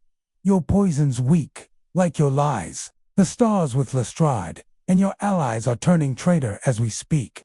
He turned to Watson, who held the ledger, its pages, listing new order members and safe houses. Good work, Watson. This seals their fate. The chamber was quiet now, the cloaked figures subdued or fled, their masks scattered like fallen leaves. Watson panted, his face grim. What about the poison? Holmes. It cut. Holmes waved it off, though his arm burned. A scratch, Watson. The nightshade's too weak to kill. We'll see a chemist later. He glanced at the woman Watson had caught, her tattoo matching Cedric's. Who's the new heart? Speak. She glared, silent, but her eyes flicked to Grayson, betraying loyalty. Holmes nodded. No matter. The ledger will tell us. He signaled Watson to haul Grayson and the woman to their feet. To Scotland Yard. Lestrade needs these two before midnight passes. They dragged their prisoners up the crypt stairs, the cathedral silent above. Constables waited outside, summoned by Lestrade's raids, their lanterns cutting through the fog. Lestrade himself took Grayson, his face a mix of awe and exhaustion. Holmes, you've brought down an empire. The Star's codes got the city in a frenzy, arrests left and right. Holmes handed over the ledger, his voice crisp. More names here, Lestrade. Raid their safe houses, but watch your mensum are listed. Bury the order deep. Lestrade nodded, taking the prisoners, and Clara, her bodies at the morgue. Holmes will arrange a proper burial. Watson's voice was thick. Thank you, Lestrade. She deserves peace. Holmes and Watson walked back to Baker Street, the fog thinning as the city woke. Holmes's arm burned, but he ignored it, his mind on the order's lingering shadows. The thorns cut, Watson, but roots remain. We'll hunt them, one by one. Watson nodded, the ledger's weight in his mind. For Clara Holmes, and for London. At 2-1B, Mrs. Hudson fussed over their wounds, and Holmes lit his pipe, staring at the dawn. The Crescent Order's last stand had fallen, but the city's shadows whispered of thorns yet to come. Chapter 21. Echoes of the Order. London. Dawn painted the sky in streaks of gold and gray as Sherlock Holmes and Dr. John Watson trudged back to 2-1B Baker Street. Their bodies battered, but their resolve unbroken. The Crescent Order's last stand in the Thorn's Nest beneath St. Paul's crypt had been crushed, with Lord Victor Grayson and his cloaked followers now in Scotland Yard's custody. The ledger seized from the ritual chamber, filled with names and safe houses, was with Inspector Lestrade fueling a citywide purge of the Order's remaining agents. The Star of Thorns, its ruby facets etched with the Order's secrets, was locked in Lestrade's evidence vault, its moonlight code exposing nobles, merchants, and corrupt constables. Holmes's shoulder wound and the poison scratch on his arm throbbed, but he dismissed them, his mind on the Order's lingering threat. Watson, his revolver holstered, carried the weight of Clara's death, her sacrifice in unmasking Sir Reginald Thorne and Lady Margaret Blackthorne haunting his steps. Mrs. Hudson greeted them at the door, her face pale with worry. "Mr. Holmes, Dr. Watson, you are half dead. Look at those wounds. Sit. I'll fetch the kettle and bandages." She bustled off, leaving them to collapse into their armchairs by the fire. Holmes lit his pipe, the smoke curling as he stared at the hearth. "The Order's broken, Watson, but Grayson's words echo Thorns there. Thorns are in the city's bones. We've cut the head, but the roots stir." Watson rubbed his eyes, his voice heavy. "We've got Margaret, Cedric, Thorne, Grayson half. The names in the Star's code are in chains. How many more can there be?" Holmes's gaze was distant, his pipe glowing. "Enough to try again. The Order's power was secrecy. Exposure weakens them, but fanatics don't fade quietly." He pulled a crumpled note from his pocket, the one from the raided warehouse, scrawled with a thorn. "Rig Rose. Midnight strikes again." This wasn't just bravado, Watson. It's a promise. A knock interrupted them. Mrs. Hudson ushered in. Lestrade, his coat rumpled, his face etched with exhaustion but urgency. "Holmes, Watson, you've stirred a hornet's nest. The Yards arrested 20 from the ledger lords, clerks, even a sergeant. But we found something at the last safe house." He handed Holmes a small, sealed envelope, its wax stamped with a crescent moon. Holmes broke the seal, unfolding a single sheet. The handwriting was elegant, unfamiliar. "The Order thanks you, Holmes. The old thorns fall, but new ones rise. Seek the rose at midnight, or London drowns in blood." A dried rose petal fell from the fold, its edge stained red human blood. Holmes's nose confirmed. Watson leaned forward, his brow furrowed. Another ritual. After all this, Holmes's eyes narrowed, studying the note. Not a challenge. The old guard Thorne, Margaret Grayson, was expendable. Someone news, claiming the mantle, pruning the weak to rebuild. He sniffed the petal, noting a faint trace of nightshade. The rose at midnight specific, but vague. A place, a person, or a trap. Lestrade shifted, uneasy. "We're stretched thin. Holmes, raids, interrogations, the Yards a mess. Half my men are suspect, and the papers are howling about a secret society. What's this rose?" Holmes stood, pacing. "The Order's patterned roses mark targets or agents. Midnight's their hour, but the location's unclear. The Star's code might hold more, but it's in your vault." He glanced at Lestrade. "Double its guard. Lestrade, if they steal it back, we lose our edge." Lestrade nodded, scribbling. "A note. Done. But what's your move? You're half dead, both of you." Watson's jaw tightened. "We don't stop. Lestrade, Clara died, for this her brother, too. If there's a new leader, we find them." Holmes's smile was faint, but fierce. "The note's a taunt, Watson, but taunts reveal weaknesses. The blood's fresh hours old. They're close, acting fast." He turned to the map from the warehouse, still in his coat, its crescent moon marks now familiar. One unmarked spot caught his Aja derelict theater near Covent Garden, rumored to host secret meetings. "The theater," he said. "The Rose at midnight fits a stage, a performance." Lestrade frowned. "The old Lyceum. It's been shut for years." "You sure?" Holmes nodded, his pipe forgotten. "Sure as the fog. We rest till dusk, then scout it. If the Order's regrowing, they'll be there." Lestrade left, promising to send trusted men to watch the theater. Mrs. Hudson returned, forcing tea and bandages on them, her scolding a balm after the night's chaos. Holmes and Watson rested fitfully, their wounds cleaned, but their minds churned with the note's threat. Dusk fell, and they donned cloaks, Holmes hiding a chemist's antidote for nightshade in his pocket. Watson checking his revolver. The Lyceum Theater loomed in Covent Garden, its facade crumbling, its windows boarded. A red rose was pinned to the door, its petals fresh, a crescent moon scratched beside it. Holmes examined it, finding a wire hidden in the stem, leading to a bell inside a silent alarm. "They're expecting us," he whispered, cutting the wire. "Quiet, Watson."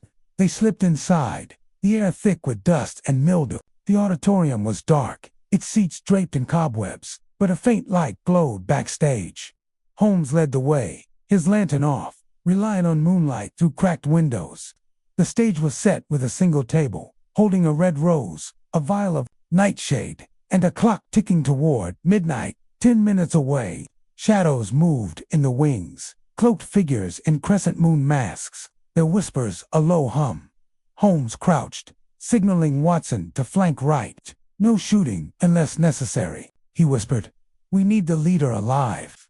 Watson nodded, creeping along the aisle. A figure stepped onto the stage, unmasked the woman, young and sharp-featured, her black dress adorned with silver thorns, a crescent moon pendant at her throat. Her voice was clear, commanding. The old heart fell, but the order blooms anew. "Tonight, the rose claims London's soul." Holmes recognized her from the stars. Code Miss Eleanor Vance, Lord Vance's daughter, thought dead after the masquerade. He stepped into the light, his voice calm. "Miss Vance, your father's thorns withered. The stars named you, and the yard's outside. In this now." Eleanor's eyes blazed, her hand clutching a thorn-tipped dart. "The stars, a lie. Holmes, my father was weak, but I'm the new heart. London's mine," she signaled, and the cloaked figures drew darts, surrounding the stage. Watson fired a warning shot, the bullet splintering a beam. "Drop the darts," he shouted, his revolver sweeping the circle. The figures hesitated, fear cracking their resolve. Holmes lunged for Eleanor, dodging a dart that grazed his coat, its poison sizzling. He tackled her, wrenching the dart free, but she clawed at his face, her pendant tearing loose. Watson shot another figure, their dart flying wide, and the rest scattered, fleeing into the wings as Lestrade's men burst through the doors. Lanterns blazing, Holmes pinned Eleanor, tying her wrists with her own cloak. "The rose falls. Miss Vance, your order's done," she spat, her eyes wild. "You can't kill a shadow, Holmes. The thorns are eternal." Holmes stood, the pendant in his hand, its crescent moon hiding a tiny vial nightshade, undiluted, eternal, perhaps, but not invincible. He handed Eleanor to Lestrade's men, who dragged her out, her screams echoing in the empty theater. Lestrade approached, panting. "Holmes, we've got 10 more outside small fry, but loyal. The stars safe, and the ledgers leading to more arrests. Is this really the end?" Holmes's face was grim, the poison's sting fading, the end of their bloom. Lestrade, but thorns linger. He glanced at Watson, who nodded. The weight of Clara's death still heavy. Back at Baker Street. Dawn broke fully, the city stirring, unaware of the shadows they'd cut. Holmes lit his pipe, the notes, words London drowns in blood, a fading echo. Watson sat by the fire, his revolver cleaned, Clara's ledger on the table. "For her, Holmes," he said softly. "We stopped them." Holmes exhaled smoke, his eyes distant. "For now, Watson, the order's echoes will fade, but London's shadows always whisper. We'll be ready." The fire crackled, and the city hummed, its thorns dormant but never gone.